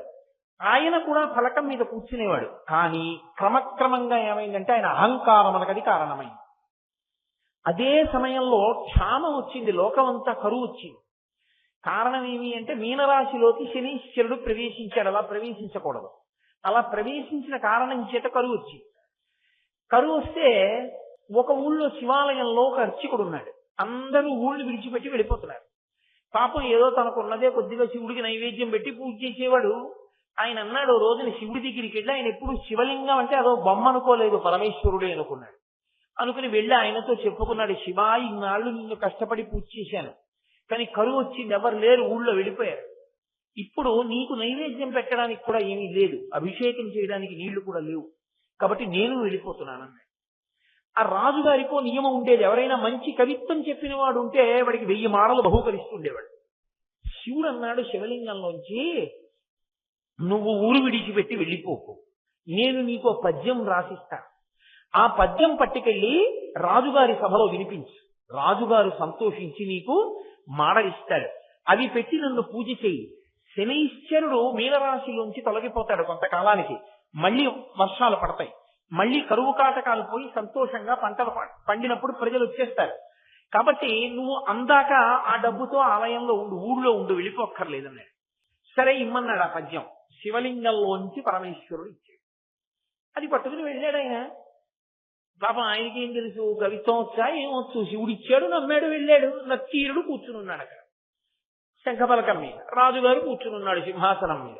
అయ్యా నేను కవిత్వం తీసుకొచ్చాను, పద్యం చదువుతానన్నాడు. ఏది చదువు అన్నాడు. ఆయన అన్నాడు, సింధుర రాజగమన ధమ్మిల్ల బంధంబు సహజ సుగంధంబు అన్నాడు. అది పరమశివుడు రాశాడు, ఈయన రాయలేదు. సింధుర రాజగమనాథమ్మిల్ల బంధంబు. సింధుర రాజు అంటే ఏనుగులకి రాజు. నేను మీతో మనవి చేశా కదా, అందమైన నడకకి ఏనుగుని పోలుస్తారు అని. ఆ ఏనుగుల అందంగా నడిచేటటువంటి పర్వతరాజపుత్రి అయిన పార్వతీదేవి యొక్క తల వెంట్రుకలకు సహజమైన సువాసన ఉన్నది అని పద్యం. అది సింధుర రాజగమనాథమ్మిల్ల బంధంబు సహజ సుగంధంబు అని రాశాడు. రాస్తే రాజుగారు చూసి సంతోషించారు. నత్తీరుడు లేచి అన్నాడు, మళ్ళీ చెప్ప పద్యం అన్నాడు. పాపం ఆయనకి ఏం తెలుసు, గుళ్ళో వచ్చేప్పుడు మళ్ళీ చదివాడు పద్యం. చదివితే ఆయన అన్నాడు, తప్పిది చెప్పరా, కవితా సమయంబున ఒప్పుకాదు, నువ్వు పగిదిం రచయింపవచ్చునే అన విప్రుడు తెల్లబోయి, ఆ పరమేశ్వరుండు ఈ వసుధాదిపుపై రచయించి ఇచ్చే కాని ఏ ఒప్పును తప్పు నేనెరుగా ఓ ఉత్తములారా అనంచు వెల్వడం. అతను పాపం అన్నాడు, అయ్యో నాకేం తెలుసండి, నేను రాసుకు రాలేదు ఈ కవిత్వం, మీరేమో ఇది తప్పు అంటున్నారు. తప్పిది ఒప్పు కాదు, కవితా సమయంబున నొప్పు కాదు. ఈ పగిది పద్యంబు రచయింపవచ్చునే, తప్పు ఇలా రాయిచ్చా. కవితా సమయం అని ఒక లక్షణం ఉంటుంది, ఏది యథార్థమో అదే రాయాలి, లోకానికి ఏది అందుబాటులో ఉంటుందో అది రాయాలి. అంతేకాని ఎక్కడో పార్వతీదేవి వెంట్రుకలకి సువాసన ఉంటే నువ్వు చూసొచ్చావా, ఎలా రాశావు? కాబట్టి నేను ఒప్పుకోను ఈ పద్యాన్ని, తప్పు, ఇంకెప్పుడు ఇలాంటి పద్యాలు సభల్లోకి వచ్చి చెప్పకు అన్నాడు నత్తీరుడు. రాజు ఊరుకున్నాడు. పాపం అతను చిన్నబుచ్చుకున్నాడు. వాదించడానికి అసలు అతనికి కవిత్వం వస్తేగా, పరమేశ్వరుడు రాశాడని సంతోషంగా వచ్చేసాడు. అది పట్టుకుని చిన్నబోయి ఏడుస్తూ వెళ్ళిపోయాడు గుడికి. వెళ్ళిపోయి శివుడి దగ్గరికి వెళ్ళి అన్నాడు, నేను ఇంతకాలం నిన్ను ప్రార్థించాను, పూజ చేశాను, పోనీలే నువ్వు నాకేమి ఇవ్వకపోతే నాకేం బాధ లేదు, తనకు రానిది తనకు వచ్చినట్లుగా నటించకూడదు అని నాకు ఇప్పుడు అర్థమైంది. నేను కవిని కాను, నువ్వు పద్యం రాసి చదవమన్నావు, నేను చదివాను. కానీ నక్కీరుడు నిండు సభలో ఏమన్నాడో తెలుసా? తప్పిది ఒప్పు కాదు కవితా సమయంబను నొప్పు కాదు ఈ పగిడిని రచయింపవచ్చునే అని అడిగాడు నన్ను. నేను చాలా చిన్నబుచ్చుకుని వచ్చేసాను. ఎందుకయ్యా నన్ను ఇంత అవమానించావు, నేను వెళ్ళిపోతున్నాను. పరమశివుడు అన్నాడు, ఆగు. వాడికి అహంకారం, వాడికేం తెలుసు? కవితా సమయం అని పేరు పెట్టుకుని కొంతమంది కవులు పోతన గారి పద్యానికి కూడా వంక పెట్టడానికి వెనకాడనటువంటి దుర్మార్గులు ఉంటారు. కాబట్టి నువ్వు బెంగ పెట్టుకోకు, నాతో రా, సభకు వస్తాను అని ఆ బ్రాహ్మణుణ్ణి తీసుకుని రాజ్యసభకి వెళ్ళాడు. రాజ్యసభలో నక్కీరుడు కూర్చుని ఉన్నాడు శంఖపలకం మీద. శివుడు వెళ్ళి, ఆయన కూడా ఒక బ్రాహ్మణ రూపంలోనే వెళ్ళాడు. పరమేశ్వరుడు ఎలా పెడతాడు సభలోకి? వెళ్ళి అన్నాడు, ఈ రాజన్యుని మీదనే కవిత సాహిత్య స్ఫురన్మాధురి చారు ప్రభతోడ చెప్పి పంప మాత్సర్యంబు పాటించి ఈ నక్కీరుండూరక తప్పు పట్టెనట. ఏది? లక్షణమో అలంకారమో పదబంధమో రసమో చక్కంచెప్పుడా తప్పనం. నేను స్వయంగా పద్యం రాశాను, అతనికి ఏం తెలియదు. నేను మహాకవి. ఈశాన సర్వ విద్యానాం ఈశ్వర సర్వభూతానాం బ్రహ్మాధిపతిర్బ్రహ్మణోధిపతిర్బ్రహ్మా శివో మే అస్తు సదాశివోం అని కదా. అటువంటి సర్వ విద్యలకు నిలయం ఆయనే. అసలు ఆ మాటకొస్తే విద్యలన్నీ ఆయన డబరుకలోంచే వచ్చాయి. ఆయన శివుణ్ణని చెప్పకుండా నేనే వ్రాశాను. ఏది తప్పన్నట్టుగా మాత్సర్యంతో అన్నాడు నక్కీరుడు ఆ మాట. ఏది ఎక్కడ తప్పు ఉంది చెప్పండి? లక్షణమో లక్షణం తప్ప, అలంకారమో పదబంధమో రసమో ఏది తప్పు చెప్పు నాకు అంటే. నక్కీరుడు లేచి అన్నాడు, అగజకునైనంతగు ఇలా మగువులకు తగదు. విడు మాత్సర్యంబు. శివుడంతటి వాణ్ణి పట్టుకుని ఇలాగే వాదించాడు. విను మాత్సర్యంబు గగన ప్రసూనము జగతిన్ ప్రత్యక్షంబునకు సరియనతగునే. పూజ్యటి రచన అంటే పరమశివానుగ్రహం. అలా పడ్డాయి పద్యాలై. నక్కీరుడు అన్నాడు, అగజకునైనం తగు. ఏవో పార్వతీదేవి యొక్క తల వెంట్రుకలకి సువాసన ఉంటుందేమో, నాకు తెలియదు. ఇలా అతివలకు తగదు. ఇక్కడ భూమండలంలో ఏ ఆడదాని తల వెంట్రుకలకి సువాసన ఉండదు సహజంగా. ఆకాశంలో పువ్వుంది అని నువ్వంటే గగన ప్రసూనవాదము, ఆకాశంలో పువ్వుంది అన్నావనుకో, ఉందేమో అనుకోవాలంటే ఉందో లేదో ఎవరైనా తెలుసు. ప్రత్యక్షమునకు జగతిని సరియనతగునే. ఈ లోకంలో ప్రత్యక్షంగా ఎవడైనా కంటితో చూసి అనుభవించినది సత్యమా? అది ఆ రోజుల్లోనే తాము చూస్తే తప్ప నమ్మనే వాళ్ళు ఉన్నారన్న మాట నక్కీరుడితోటే ప్రారంభం. కాబట్టి ఎవడు చూసొచ్చాడు అవన్నీ? ఆకాశంలో పువ్వు ఉందంటే ఎవడు చూశాడు? అలాగే పార్వతీదేవి వెంట్రుకలకి సువాసన ఉందంటే ఎవడు నమ్ముతాడు? అది పద్యం ఏమిటే అన్నాడు. అంటే పరమేశ్వరుడు, ఓహో నువ్వు చూడలేదు కాబట్టి, ఈ అర్చకుడు చూడలేదు కాబట్టి పార్వతీదేవి వెంట్రుకలకి సువాసన లేదంటున్నావు. అమ్మవారి వెంట్రుకలకున్న సువాసన చూడగలిగిన వాడిని ఎవరిని? నేను ఒక్కడే. నేనంటే పరమశివుడు. పరమశివుడు ఒకడేగా. అమ్మవారి యొక్క శిరస్సుని తమకంతో చూస్తూ పట్టుకుని దగ్గరికి తీసుకుని ఆలింగనం చేసుకునేవాడు ఆయన ఒక్కడే. అందుకని ఆయనకే తెలియాలి ఆ సువాసన. అందుకని ఆయన అన్నాడు, ఎలా చెప్పాలి ఇప్పుడు అని. నీలగ్రీవుండు నికల నేత్రము చూపెన్. నేనెవరో తెలుసా? మూడో కన్ను చూపిస్తాను పరమేశ్వరుణ్ణి. నేను చెప్తున్నాను, పార్వతీదేవి యొక్క కుంతలములకు వెంట్రుకలకు సహజ సువాసన ఉన్నది అనడానికి మూడో కన్ను చూపించాడు. చూపిస్తే నక్కీరుడు మూడో కన్ను చూశాడు. ఓ పరమేశ్వరుడు అనమాట అనుకున్నాడు. అని ఏం చెయ్యాలి?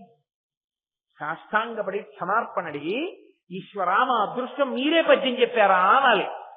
అహంకారం, కవిత్వం చెప్పగలనన్న అహంకారం మనిషిని ఏ స్థాయికి తీసుకెళ్లిపోయిందో చూడండి. ఆయన అన్నాడు, తల చుట్టుమార కన్నుల కలిగిన పద్యంబు తప్పు కాదనవశమే అన్నాడు. మూడో కన్ను కాదు, నీ తల చుట్టూ కళ్ళు చూపించినారు పద్యం తప్పారు.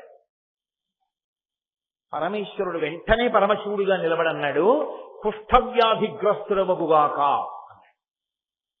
అనేటప్పటికీ వచ్చి పరమేశ్వరుడి పాదాల మీద పడ్డాడు. పడి, అయ్యా అహంకారంతో అన్నాను, మీరు 3వ కన్ను చూపించినప్పుడైనా బుద్ధి తెచ్చుకుంటే పోయేది. నాకు తెలియకపోవచ్చు, జగదంబ కేశపాశమనకున్న సువాసన చెప్పారు, నేను వినలేదు. నాకెలా పోతుంది ఈ కుష్ఠవ్యాధి అని అడిగాడు. అడిగితే నువ్వు కైలాస శిఖరాన్ని దర్శనం చేయి పోతుంది అన్నాడు. ఇక పాపం కుష్ఠవ్యాధి ఎక్కువైపోతే నడవలేనని వెంటనే బయలుదేరాడు. అక్కడి నుంచి ఎక్కడ కైలాస శిఖరం, కైలాస పర్వత శిఖరాన్ని చూసిన మహాపురుషులలో ఒకరు చంద్రశేఖరేంద్ర సరస్వతి మహాస్వామి వారు. కాబట్టి మహానుభావుడు బయలుదేరాడు. బయలుదేరి వెడుతున్నాడు. అబ్బో, దుర్జటి ఎంత వర్ణించాడో, కాంచీపురాన్ని వర్ణించాడు, అరుణాచలాన్ని వర్ణించాడు, ఎన్ని క్షేత్రాలు వర్ణించాడో ఆ క్షేత్రాల్లో ఉండే శివస్వరూపాల్ని వర్ణించాడు, అక్కడ ఉండేటటువంటి వైభవాలు వర్ణించాడు. దాటుకుంటూ వెళ్ళాడు.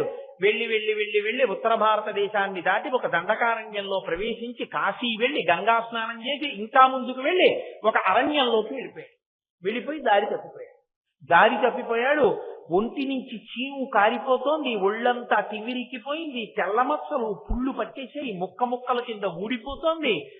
అడవిలో ఉన్న ఈగలన్నీ రొద చేస్తూ మీద వాలి ఆ చీము నెత్తురు తాగేస్తున్నాయి.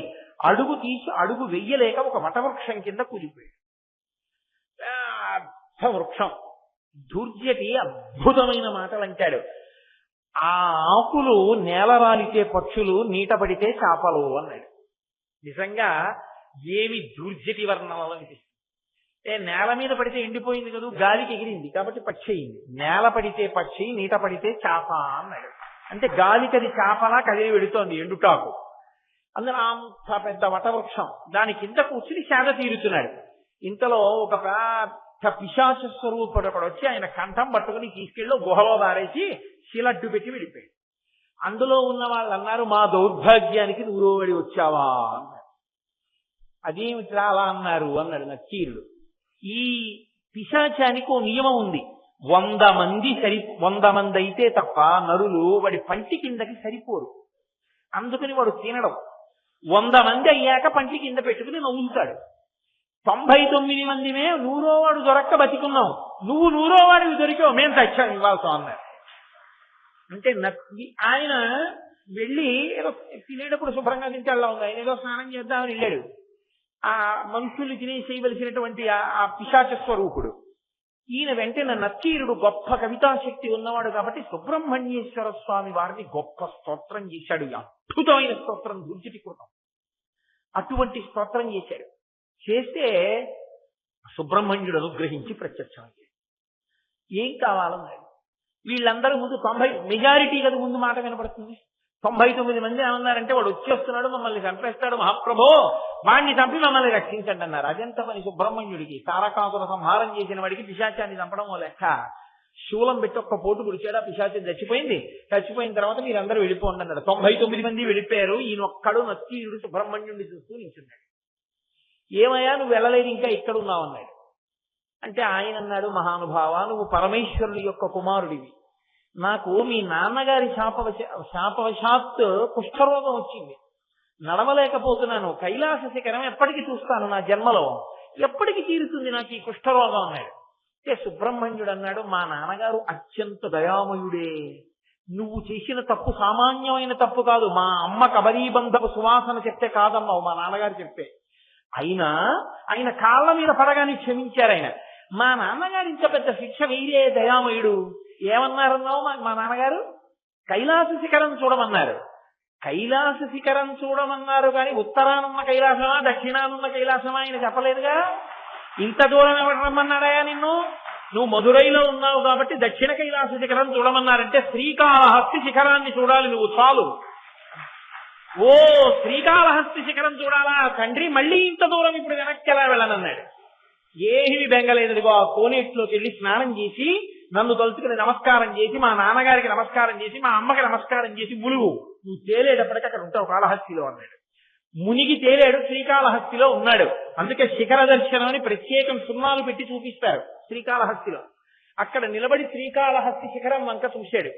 చూసి చూడగానే కుష్ఠరోగం పోగానే ద్రవిడ భాషలో పరమేశ్వరుడి మీద స్తోత్రం చేశాడు, పద్యాలు చెప్పాడు. అనుగ్రహించి పరమశివుడు మళ్ళీ ప్రత్యక్షమయ్యాడు. ఏం కావాలన్నాడు. నువ్వు పద్యం చెప్తే అహంకారంతో కవిత్వం ఉందని తప్పు చేశాను, కవితాశక్తి ఉందని. ఆ కవితాశక్తితోటే నా పాపాన్ని ప్రక్షాళన చేసుకున్నాను.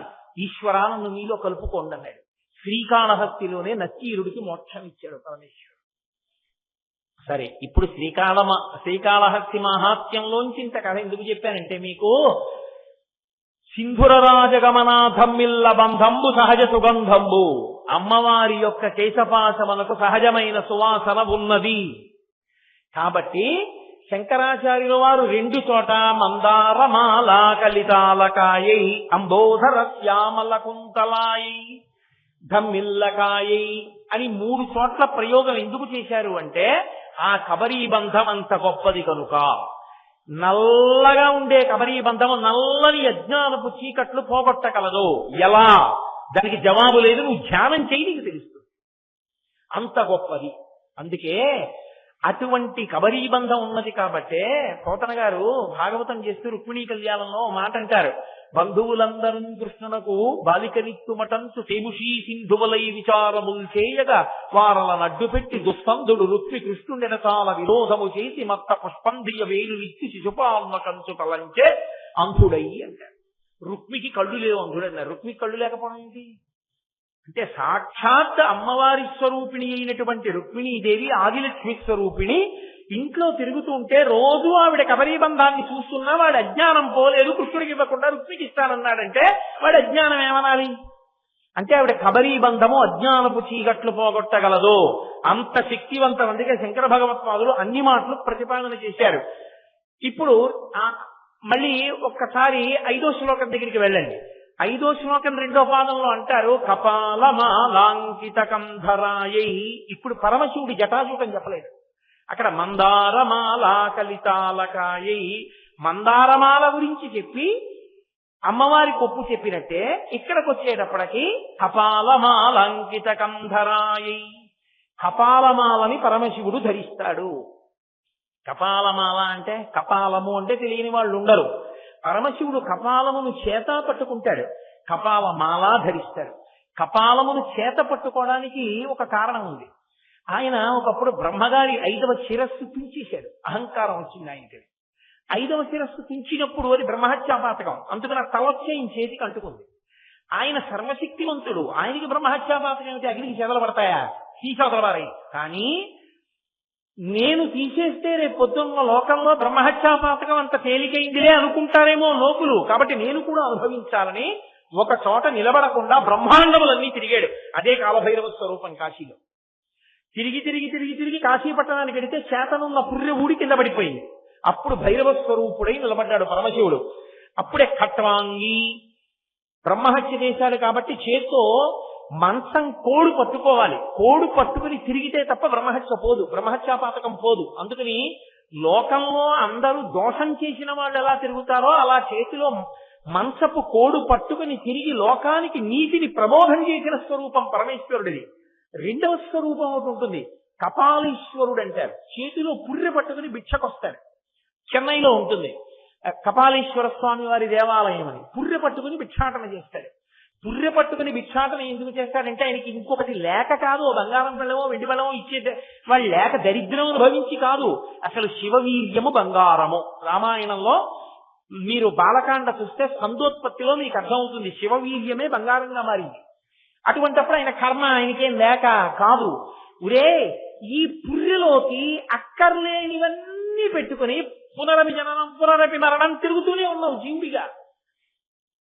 కాస్త నేను భిక్ష అడుగుతున్నాను రా, కపాలాన్ని చూపించి భిక్ష వేయరా, పరం నా గురించి ఆలోచించరా. పుర్రెలో ఆలోచిస్తే నీ భవబంధాలన్నీ తీరిపోయి హాయిగా ఇక సంసారం అనంత ఉండకుండా నాలో ఐక్యమైపోతావురా అని చెప్పడానికి కపాలాన్ని పట్టుకుని భిక్షాటన చేస్తాడు కపాలీశ్వరుడి. 3వ స్వరూపం ఒకటి ఉంటుంది, అందులో కపాలమును చేత పట్టడు, కపాలముల మాల ఒకటి మెళ్ళో తీసుకుంటాడు. నేను మీతో మనవి చేశాను, అది ఎందుకు చేసుకుంటాడో శంకరాచార్యులు వారే చెప్పారు. బ్రహ్మమస్తకావళి నిబద్ధతే నమశివాయ అని. ఆవళి అంటే వరుస, దీపావళి అంటే దీపముల వరుస, బ్రహ్మమస్తకావళి అంటే బ్రహ్మ యొక్క పుర్రెల వరుస. అందులో ఉన్న పుర్రెలన్నీ బ్రహ్మగారి పుర్రెలు. ఒకేసారి తీసినా 4 వస్తాయి. అలా శివుడు తీసినట్టు గాథ లేదు. ఒక్కసారి ఆయన 5వ తలకాయ తీసేశాడు అంతే. 4 తలలతో ఉంటారు బ్రహ్మగారు. ప్రతిసారి సృష్టి చేసేటప్పుడు బ్రహ్మగారికి వేదం ఇచ్చి నాయన సృష్టి చేయరా అని చెప్తుంటారు బ్రహ్మగారు. ఆ యుగం అంతా అయిపోయిన తర్వాత బ్రహ్మగారు కూడా పడిపోతాడు. బ్రహ్మగారు పడిపోతే అయ్యో పాపం సృష్టి చేయమన్నాను, ఇంత సృష్టి చేశాడు, ఇంతకాలం నడిపించాడు, ఈ బ్రహ్మగారు కూడా ఇలా పడిపోవడమే రుద్రభూమిలో అన్యాయంగాను అని ఆయన మీద గౌరవంతో పరమశివుడు తలపొకటి తీసి ఈ 4 తలకాయల పుర్రెలని దండగుచ్చి మెడలో వేసుకున్నాడు.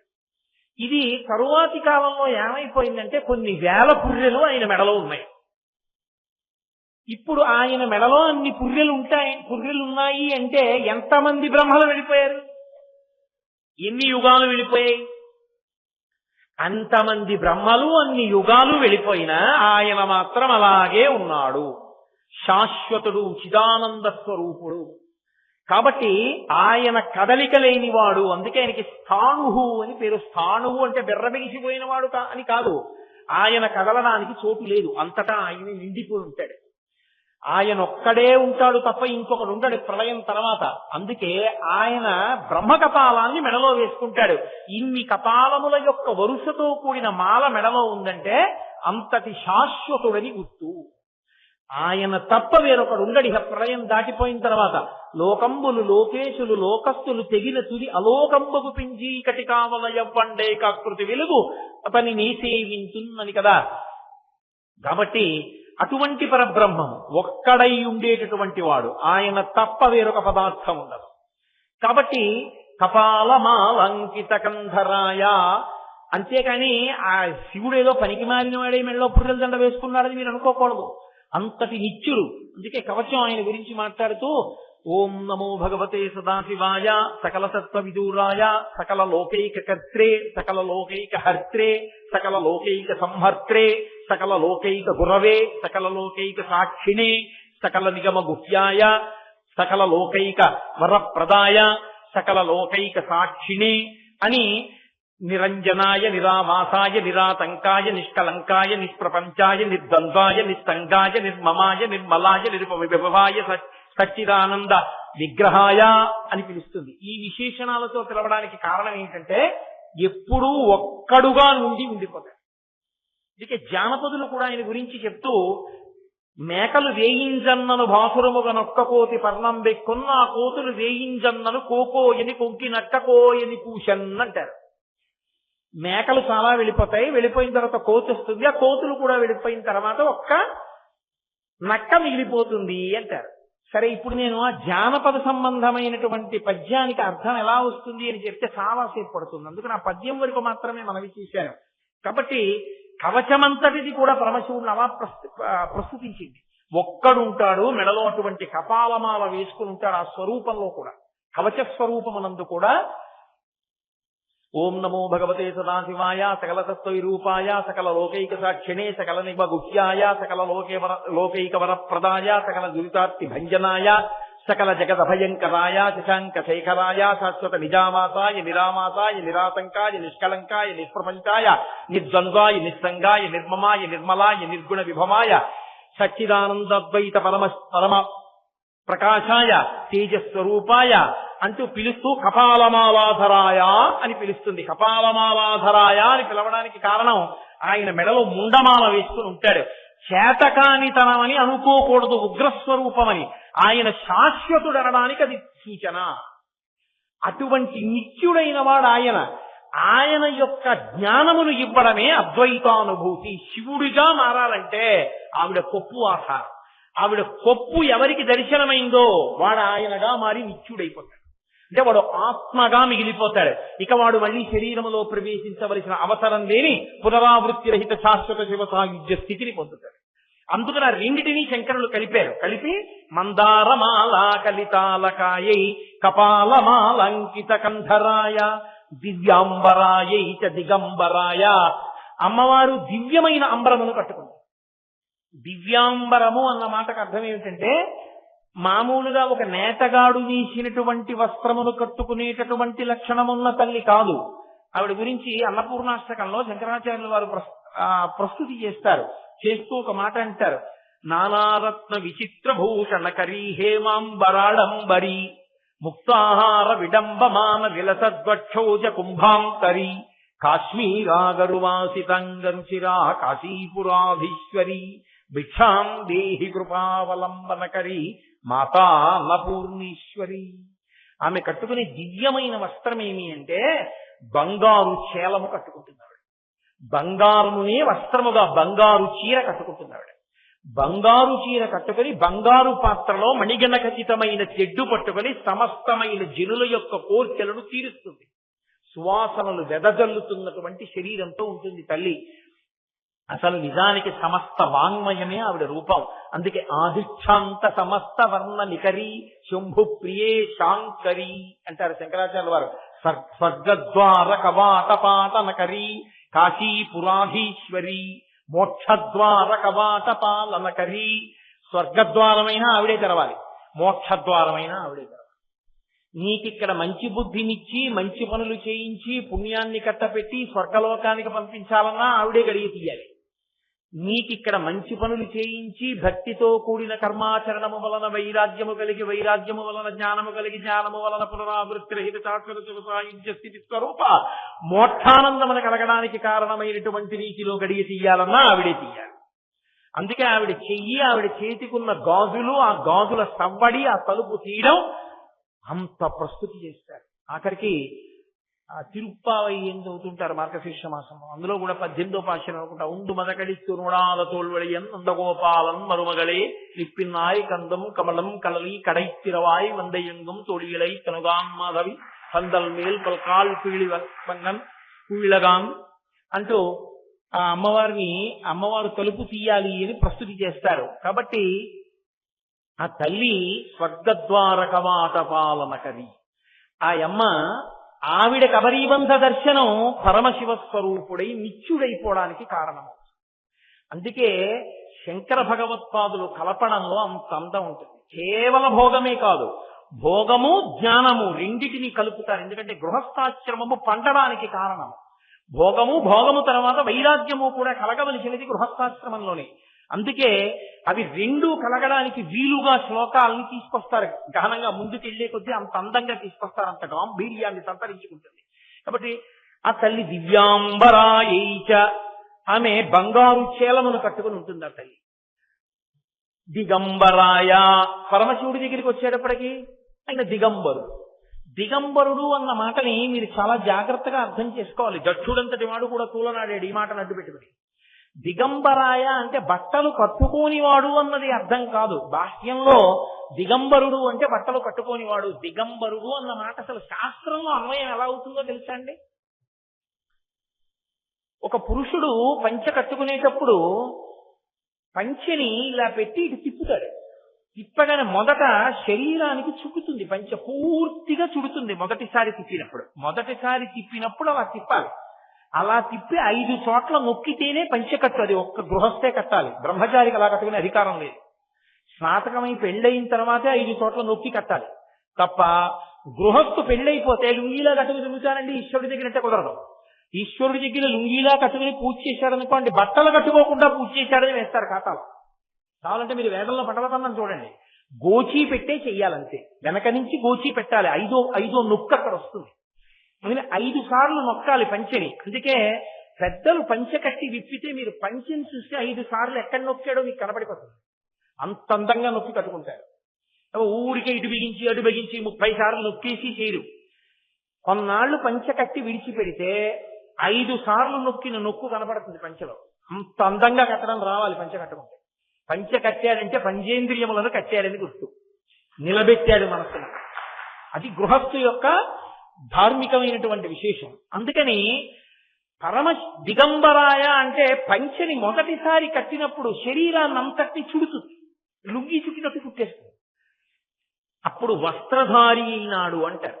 దాన్ని తీసేశాడు అనుకోండి, ఇప్పుడు కూడా దిక్కులు ఆవరిస్తాయి. వెంటనే దిక్కులు ఆవరించి ఉంటాయి. అందుకని దిగంబరుడైనాడు అని. మీరు బాగా పట్టుకున్నారో లేదో, ఇంకా అంతకన్నా చెప్పడం సాధ్యం కాదు ఒక వేదిక మీద కూర్చొని. పరమశివుడు దిగంబరుడు. ఆయన కట్టడానికి పంచెనేయగలిగిన నేతగాడు లేడు. ఎందుకని? వ్యోమవత్యప్తదేహాయ, ఆకాశం ఎలా వ్యాపించిందో అలా వ్యాపించిపోయాడు ఆయన. ఏది ఆయనకి పంచి ఎవరినేస్తారు? శంకరాచార్యులు వారు శివానందలహరి చేస్తూ అన్నారు, వస్త్రోద్భూత విధౌ సహస్రకరత పుష్పార్చనే విష్ణుత గంధే గంధవహాత్మత అన్నపచనే బర్హిర్ముఖాధ్యక్షత. ఆయన అన్నారు, అయ్యా నీకు పంచిస్తాను, ఏదో వస్త్రయుగ్మం సమర్పయామి అనాలి కదా, నీకు బట్టలు ఇవ్వాలిగా నిజంగా, మరి నీకు బట్టలు ఇస్తాను, కానీ నీకు బట్టలు ఇవ్వాలంటే నువ్వు నా కోటి అప్పుడు ఇస్తాను. ఏమిటిమ్మంటావు? సహస్రకరత, నన్ను సూర్యుడిని చెయ్యి. సూర్యుడికి సహస్రము అంటే సంస్కృతంలో వెయ్యని కాదు, అనంతమైన కిరణములు, కరములు. అన్ని చేతులు నాకుంటే నీకో పంచ కడతానప్పుడు. ఆకాశం అంతా సూర్యకిరణములు నిండిపోతాయి కాబట్టి అప్పుడు నీ చుట్టూ ఓ పంచనే కడతా. పంచక్కడి తర్వాత మాట, అసలు ముందు సూర్యుడిని అయితే కడతా తప్ప ఇలా నేనుంటే నీకు పంచ కట్టడం నా సాధ్యం కాదు అంటే అంతా నిండిపోయిన వాడు పరమేశ్వరుడు. అటువంటి పరమేశ్వరుడు అంతటా నిండిపోతే ఇప్పుడు ఆయనకి వస్త్రం ఏది? దిక్కులే వస్త్రము. ఆయనకి 8 దిక్కులు వస్త్రముగా నిలబడతాయి పరమేశ్వరుడి చుట్టూ.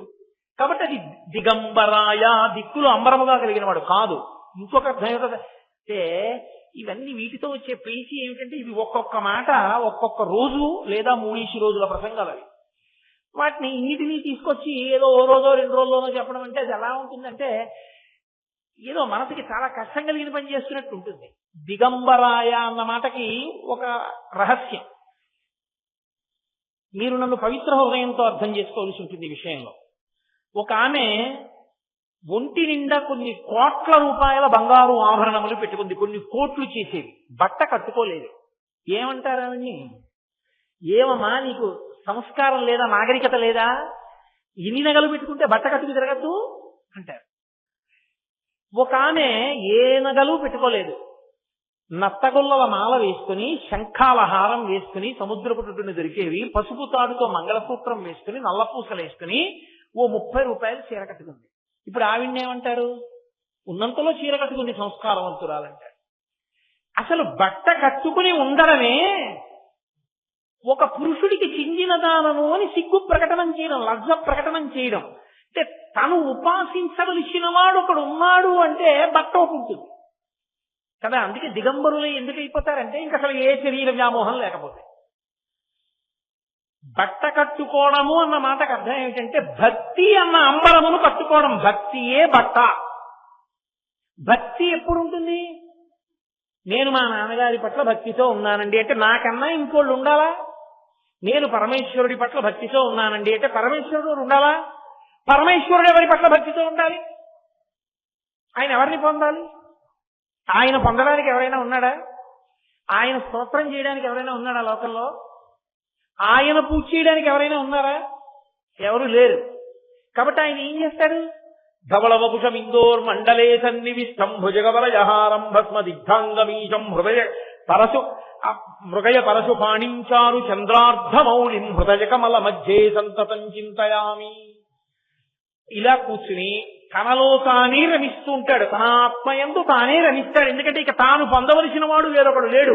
నిత్యుడు, నిరంజనుడు, శాశ్వతుడు, రెండవ పదార్థము లేనివాడు, తాను అంతటా నిండిపోయిన వాడు వేరొకడిని ఎవరిని పొందుతాడు ఆయన? ఇంకొకడు లేడు ఆయన పొందడానికి. కాబట్టి ఆయనకి భక్తి ఎవరి పట్ల ఉండాలి? ఉండడానికి ఇంకెవరు లేరు ఆయనకి. కాబట్టి ఆయనకి భక్తి అంబరము ఉండదు. ఆయనని అందరూ పొందాలి. పతిం విశ్వస్యాప్తేశ్వరగం శాశ్వతగం శివం అచ్యుతం. ఆయన ఒక్కడే పతి. బాహ్యంలో మగవాళ్ళు ఆడవాళ్ళు అని ఉండొచ్చు, కానీ శాస్త్రమునందు మాత్రం మనందరం ఆడవాళ్ళమే. మనందరము పతిని పొందాలి. పతిని పొందలేదనుకోండి ఆమె బరువు అయిపోతుంది. పుట్టింటి వాళ్ళకి అన్నాళ్ళకి పెళ్ళవలేదనుకోండి ఏది ఇలా ఉండిపోయిందంట. అందుకని ఆమె పతిని పొందాలి. ఆ పతిని పొందితే తప్ప ఆమె జీవితానికి సార్థకత ఉండదు. అందుకే మంగళసూత్రం కట్టేటప్పుడు కాడి పెట్టి నీళ్లు పోస్తారు కన్నంలోంచి. అపాల మంత్రములు అంటారు వాటిని. అత్రి మహర్షి యొక్క కుమార్తె ఉండేది, ఆమెకు పేరుండేది. ఆమెకి పెళ్ళవలేదు నీళ్ళకి. పెళ్ళవకపోతే ఆమెని పాలించేవాడు లేడు, ఆమెని పొందేవాడు లేడు. కాబట్టి ఆమెకి పేరేమిటి? అపావా. ఈమెని పాలించేవాడు లేడు, అపావా అని పేరెట్టారు. ఆవిడకి అసహ్యం వేసింది కొన్నాళ్ళకి. చిచి, నన్ను అందరూ అపావా అపావా అంటున్నారు, నేను బతకను అని నదిలో దూకేసి పెద్ద ప్రవాహం కొట్టుకెళ్ళిపోతుంది. ఆవిడకి సోమలత దొరికింది అదృష్టవశాత్తు. అయ్య బాబోయ్, నాకు సోమలత దొరికింది అదృష్టం అని ఆవిడ వెంటనే సోమలత నవిలి ఆ రసాన్ని తీసి మానసికంగా ఆరాధన చేస్తూ వేదమంత్రములతో ఇంద్రుడి యొక్క కాడి మీద పోస్తున్నాను అని అభిషేకం చేసింది కొట్టుకుపోతూ. ఇంద్రుడు చూసి సంతోషించి వెంటనే గబగబా కిందకి దిగావండి పైకెత్తి అద్భుతమైన వరుణ్ణి చూసి పెళ్లి చేసి, నీవు నదిలో కొట్టుకుపోతున్నప్పుడు ఏ మంత్రములను చదువుతూ సోమలతతో నా రథచక్రము మీద అభిషేకం చేశావో అదే మంత్రములను వివాహకాండ యందు చదువుతూ మంగళసూత్రం కట్టబోయే ముందు వధువు యొక్క మెడ మీద కాడి పెట్టి కాడి కన్నంలోంచి కానీ అభిషేకం చేసి తర్వాత మంగళసూత్రం కడితే తరువాతి కాలమునందు చర్మవ్యాధి వచ్చి ఆమె శరీరము వివర్ణమై భర్తకి అసహ్యంగా కనిపించకుండా ఉండుగాక వరం ఇచ్చాడు. అందుకు అపాల మంత్రాలతో అభిషేకం చేస్తాం. ఇప్పటికీ హరదత్తాచార్యులు వారు వ్యాఖ్యానం చేశారు దాన్ని. కాబట్టి అటువంటి స్థితి, అటువంటి వ్యవస్థ ఉన్నటువంటి స్థితిలో పరమశివుడు దిగంబరుడై ఉన్నాడు అన్న మాటకు అర్థం ఆయన భక్తితో ఉండడానికి ఎవరు లేరిహ. కాబట్టి ఆయన భక్తి అంబరమును పట్టుకోడు. భక్తి అంబరం అవసరము లేనివాడు కాబట్టి దిగంబరుడు, దిక్కులు అంబరముగా ఉన్నవాడు కాబట్టి దిగంబరుడు తప్ప ఏదో బట్ట కట్టుకోకుండా దిశములతో అలా తిరుగుతుంటారండి అని అనకూడదు. తప్పది. దాని అసలు సిద్ధాంతం అర్థం కాలేదు అని గుర్తు.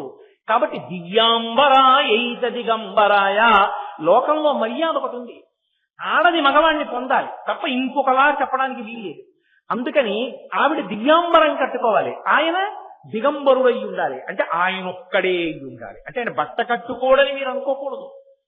ఇంకా మీకు విచిత్రం చెప్పనా, అసలు పరమశివుడు కట్టుకున్న బట్ట, పరమశివుడి అందము చూస్తే ముగ్ధులైపోతారు. అటువంటి పట్టుబట్ట కడతాడే. అప్రాకృత శరీరం తం అతిమన్మధరూపిణం ఘృతరీతి ఘనీభూతం సచ్చిదానంద విగ్రహం అంటూ లింగపురాణం ఆయన స్తోత్రం చేసింది. అంతటి అంతగాడు. అందుకనే నారాయణుడంతటి వాడు మనసు మారేసుకున్నాడు. అందుకే దూర్జుటి దిప్పి పొడిచాడు కలహస్తీశ్వర శతకంలో. వన్నీ ఏనుగుతోలు దుప్పటము బువా కాలకూటంబు చేగిన్నే బ్రహ్మకపాలము ఉగ్రమగు భోగే కంఠహారంబు నిన్నీలాగున నుండి తెలిసియుం నీపాదమూలంబునం చేర్చన్ నారాయణుడెట్లు మానసమునం శ్రీకాళహస్తీశ్వర అని అడిగాడు. అంతటి అందగాడయ్య. అటువంటి పరమశివుడు లోకం దృష్టిలో దిగంబరుడిగా ఎందుకుంటాడు అంటే ఆయన పొందడానికి వేరొకడు లేడు కనుక. అందుకని దివ్యాంబరాయైత దిగంబరాయ నమశివాయైత నమశివాయ. అటువంటి ఓ పార్వతీ పరమేశ్వరులారా, మీరు మాకు రక్షకుల అయ్యెదరుగాక, మీకు మేము నమస్కరించుతున్నాము. తరువాతి శ్లోకాన్ని మొదలెట్టేశాను కాబట్టి పూర్తి చేసేస్తాను. అంబోధరస్యామలకుంతలాయై తటిత్ప్రభా తామ్రజటాధరాయ. తటిత్ప్రభ అంటే మెరుపు.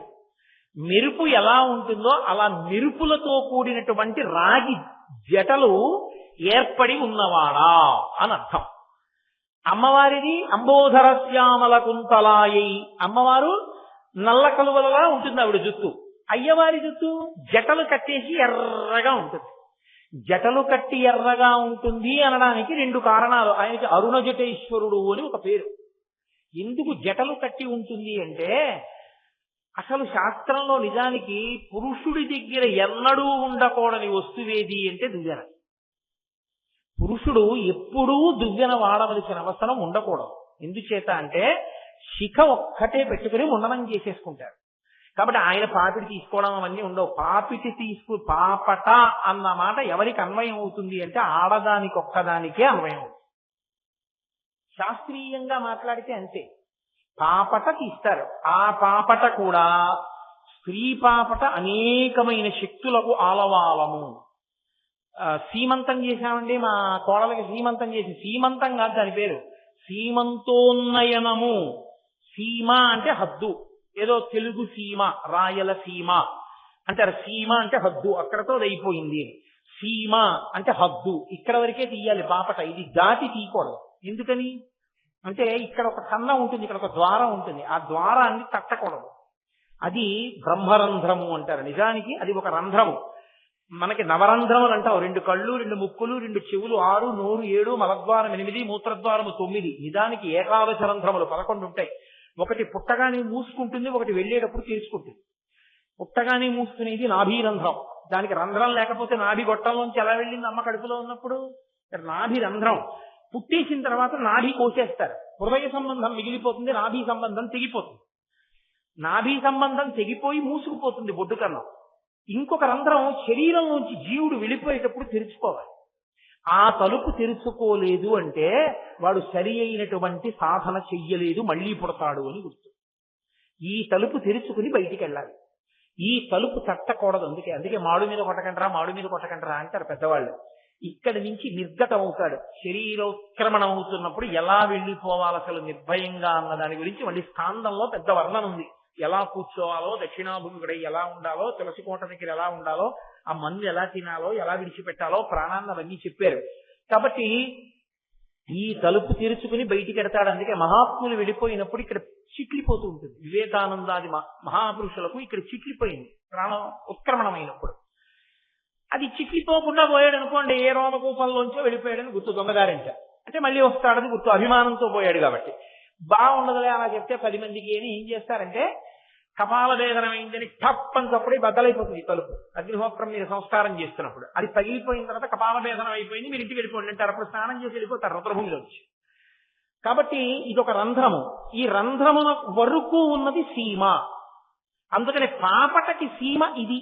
అందుకే పాపట కొండలు ఉన్నయనము అంటే అక్కడ వరకు పాపట తీసి జుట్టు ఎత్తి పట్టుకుని ముడివెయ్యాలి. ఎవరు చెయ్యాలి ఆ పని? భర్త చెయ్యాలి. ఎప్పుడు? రోజు కాదు.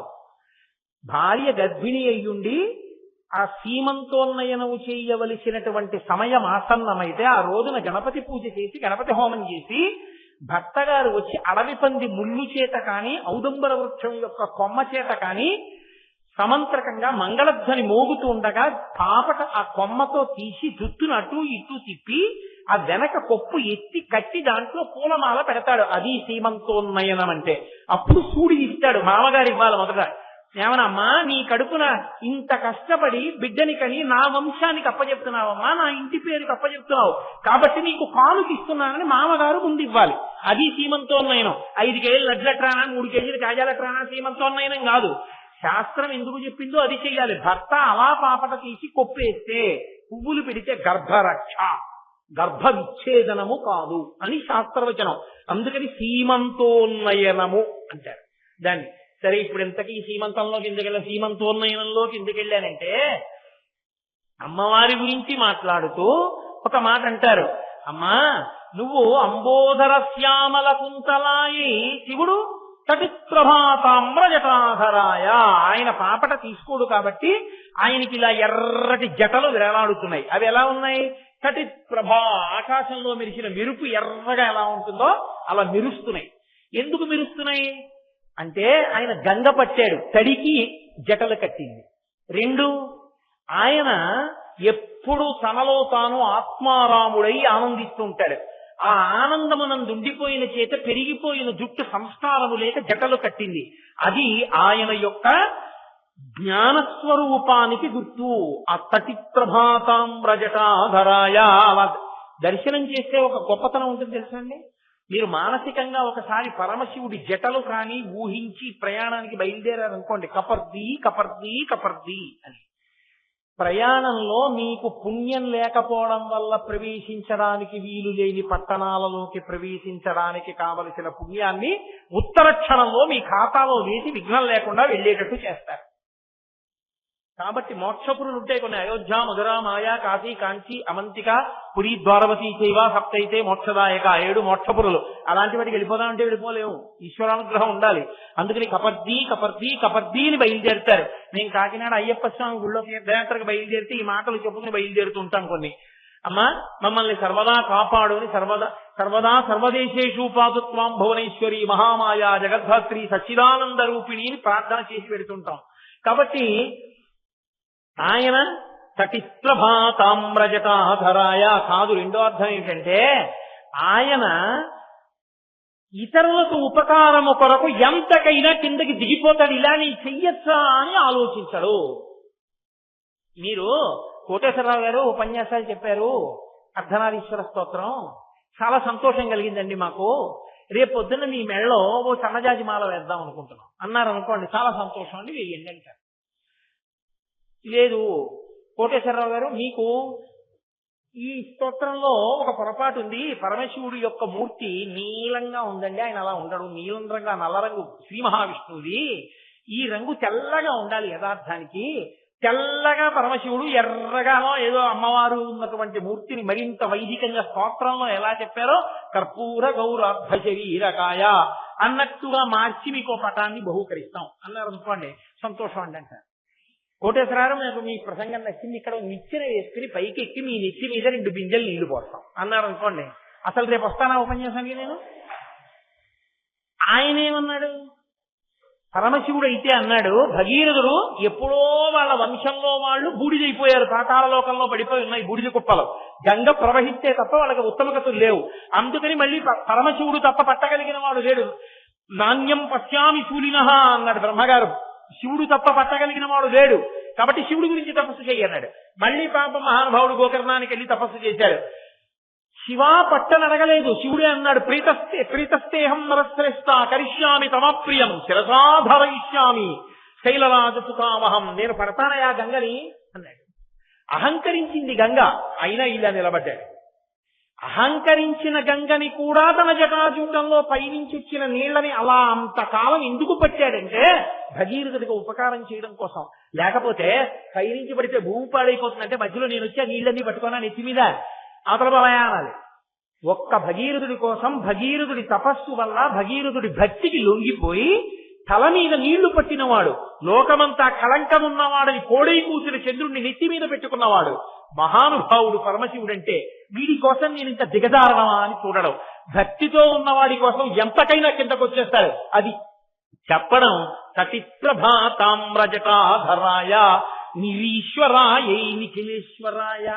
ఏమి శంకర భగవత్పాదులండి, మహానుభావుడు ఎలా పడతాయో ఆ మాటలు ఆయనకి. నిరీశ్వరాయై, అమ్మా నిన్ను శాసించగలిగిన వాడు లేడు. పరమశివుడు నిఖిలేశ్వరాయ, అన్నిటినీ శాసించగలిగిన వాడు. ఏమిటి దాని అర్థం? నిరీశ్వరాయై అంటే మరి పరమశివుడు శాసించడా అండి అని కాదు, పరమశివుని శక్తియే అమ్మవారు. శక్తి శివుడు వేరుగా ఉండరుగా. కారు యొక్క పరిగెత్తగలిగిన శక్తి వేరుగా ఉంటాయా? పాలు పాల తెల్లతనము వేరుగా ఉంటాయా? పువ్వు యొక్క సౌరభము వేరుగా ఉంటుందా? రత్నము రత్న ప్రభ వేరుగా ఉంటాయా? దీపము దీపపు కాంతి వేరుగా ఉంటాయా? సుందరకాండలో సీతమ్మ తల్లి అంటుంది, శక్త్యా లోభయితున్నాహం ఐశ్వర్యేణ ధనేనవా అనన్యే రాఘవేణాహం భాస్కరేణ ప్రభాయదా అంటుంది. సూర్యుడు ప్రభ ఎలా కలిసి ఉంటాయో పిచ్చాడా రావణ, నేను రామచంద్రమూర్తి అలా కలిసి ఉంటాను రా అంటుంది. విడదీయలేవురా అంటుంది. వాళ్ళిద్దరూ ప్రకృతి పురుషులై అలా కలిసి ఉంటారు. వాగర్భ వివతం ప్రక్తం వాగర్భ ప్రతిపత్తయే జగత పితరం వందే పార్వతి పరమేశ్వరు అంటాడు కాళిదాసు. వాక్యము అర్థము కలిసి ఉన్నట్టు కలిసి ఉండేటటువంటి వాళ్ళు. కాబట్టి ఒకరి మీద ఒకరికి పెత్తనం అన్నమాట ఎక్కడ వస్తుంది?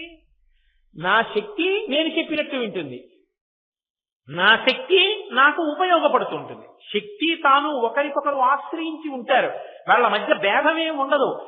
కుడి చెయ్యి దోమని కుడుతుంది, ఎడం చెయ్యి ఇక్కడ ఏదైనా ఇలా వచ్చేస్తుంటే మీదకి ఇలా తోసేస్తుంది. అంతేగాని కుడి చెయ్యి ఏం కొట్టట్లేదని ఎడం చెయ్యి కొట్టడం, ఎడం చెయ్యి కుడి చెయ్యి కొట్టడం అలా ఉంటుందా ఎక్కడ లోకంలో? అలా ఉండదు, రెండు ఒకటే. కాబట్టి వాళ్ళిద్దరి మీద అధికారులు లేరు, ఇద్దరే పతాక స్థాయిలో నిలబడిపోయిన వారు. నిరీశ్వరాయై నిఖిలేశ్వరాయ. అందుకే కొన్ని చోట్ల అమ్మవారు పరిపాలిస్తుంది, కొన్ని చోట్ల అయ్యవారు పరిపాలిస్తారు. ఏ పేరు పెట్టి పరిపాలించినా పరిపాలించేది వాళ్ళే. ఇక్కడ లేదు. కానీ ద్రవిడ దేశంలో ఒక ఆచారం ఉంటుంది. మీరు కూడా ద్రవిడ దేశంలోకే వస్తారు కదా. ద్రవిడ దేశంలో ఒక ఆచారం ఉంది. అందులో ఒక మాట అడుగుతుంటారు. పెళ్లి చూపులకి వెళ్తే ఏదో అమ్మాయి ఇంటికి వెళ్ళారనుకోండి, ఆ వెళ్ళిన వాళ్ళని ఏదో కొంచెం ఆడపిల్ల తల్లి ఎక్కువ మాట్లాడుతోంది అనుకోండి, ఏమిటండి ఇంట్లో ఆడపిల్లమా అని అడగరు. ఈ ఇల్లు మధురయ్య అండి చిదంబరం అండి అని అడుగుతారు లౌక్యంగా. మధురై అంటే అర్థం ఏమిటంటే మీనాక్షి పరిపాలిస్తుంది, సుందరేశ్వరుడు లోపల ఉంటాడు. చిదంబరం అంటే అర్థం ఏంటంటే నటరాజస్వామి గారు పరిపాలిస్తుంటారు, శివకామ సుందరి లోపల ఉంటారు. ఆ ఇల్లు చిదంబరం అండి అంటే ఆ ఇంట్లో పురుషుడిది పెట్టరు, ఆ ఇల్లు మధురై అండి అంటే ఆడవాళ్ళది పెట్టరు. అందుకని మధురయ్య చిదంబరం అండి అని అడుగుతూ ఉంటారు. మధురయ్య చిదంబరం అంటే అమ్మవారు పాలిస్తోంది, అయ్యవారి చేత కాని వాడు అయ్యవారు పరిపాలిస్తున్నాడు, అమ్మవారి చేత కాని మీరు అర్థం చేసుకోకూడదు. శివ శక్త్యాయుక్తో ఇది భవతి శక్త ప్రభవితం. వాళ్ళిద్దరూ కలిసే ఉంటారు ఎప్పుడు. కాబట్టి ఆవిడ కన్నా అధికుడు, ఆయన కన్నా అధికుడు అలా ఏం ఉండదు, ఇద్దరూ సమానమే. ఒక బండి పెడుతోంది అనుకోండి, రథము గొప్పదా రథ చక్రములు గొప్పవా అని నన్ను అడిగారు అనుకోండి, నేనేం చెప్పను. అలా ఏం ఉండదు. రథము రథచక్రములు రెండూ కలిసి ఉండి 2 చక్రములు సమానంగా నడిస్తే రథం నడుస్తుంది. వీణ గొప్పదా వీణ తంత్రి గొప్పదా అని నన్ను అడిగారు అనుకోండి, అలా ఏం ఉండదు. తీగ తెనగి మోగితే వీణ మోగుతోందని అంటారు. నా తంత్రి వాద్యతే వీణ నా చక్రో వర్తతే రథః నా సుఖ నాపతి సుఖమేదేత యస్యాదపి శతాత్మజ అంటుంది అయోధ్యకాండలో సీతమ్మ తల్లి. వీణ తీగ తెనగి మోగుతుంది, వీణ మోగిందంటారు. రథచక్రములు దెబ్బలు తిని నడుస్తాయి, రథం నడుస్తోందంటారు. భర్త కష్టపడి సంపాదించి పెద్ద పండక్కి తీసుకొచ్చి అల్లుడికి అన్నీ తయారు చేస్తాడు. అత్తారింటికి వెళ్ళానని అల్లుడు అంటాడు. ఆయన వలన ఆమెకి కీర్తి వస్తుంది, ఆమె వలన ఆయనకి గౌరవం నిలబడుతుంది. వాళ్ళిద్దరిలో ఎవరికన్నా అధికులంటే అది అర్థం లేని మాట. నిజతపఫలాభ్యాం వాళ్ళిద్దరూ ఒకరి కొరకు ఒకరు పుట్టారంతే. కాబట్టి వాళ్ళిద్దరి మధ్య భేదం ఏమి ఉండదు తప్ప అలా చూసే అవకాశమే ఉండదు. కాబట్టి నిరీశ్వరాయై నిఖిలేశ్వరాయ నమశివాయైత నమశివాయ, అటువంటి ఆ పార్వతీ పరమేశ్వరులకు నమస్కరించుతున్నాను. ప్రతి ఇల్లు కూడా అలాగే ఉండాలన్నది దాని యొక్క సందేశం. ఆ అన్వయం మీరు చేసేసుకోగలరు సమర్థులు.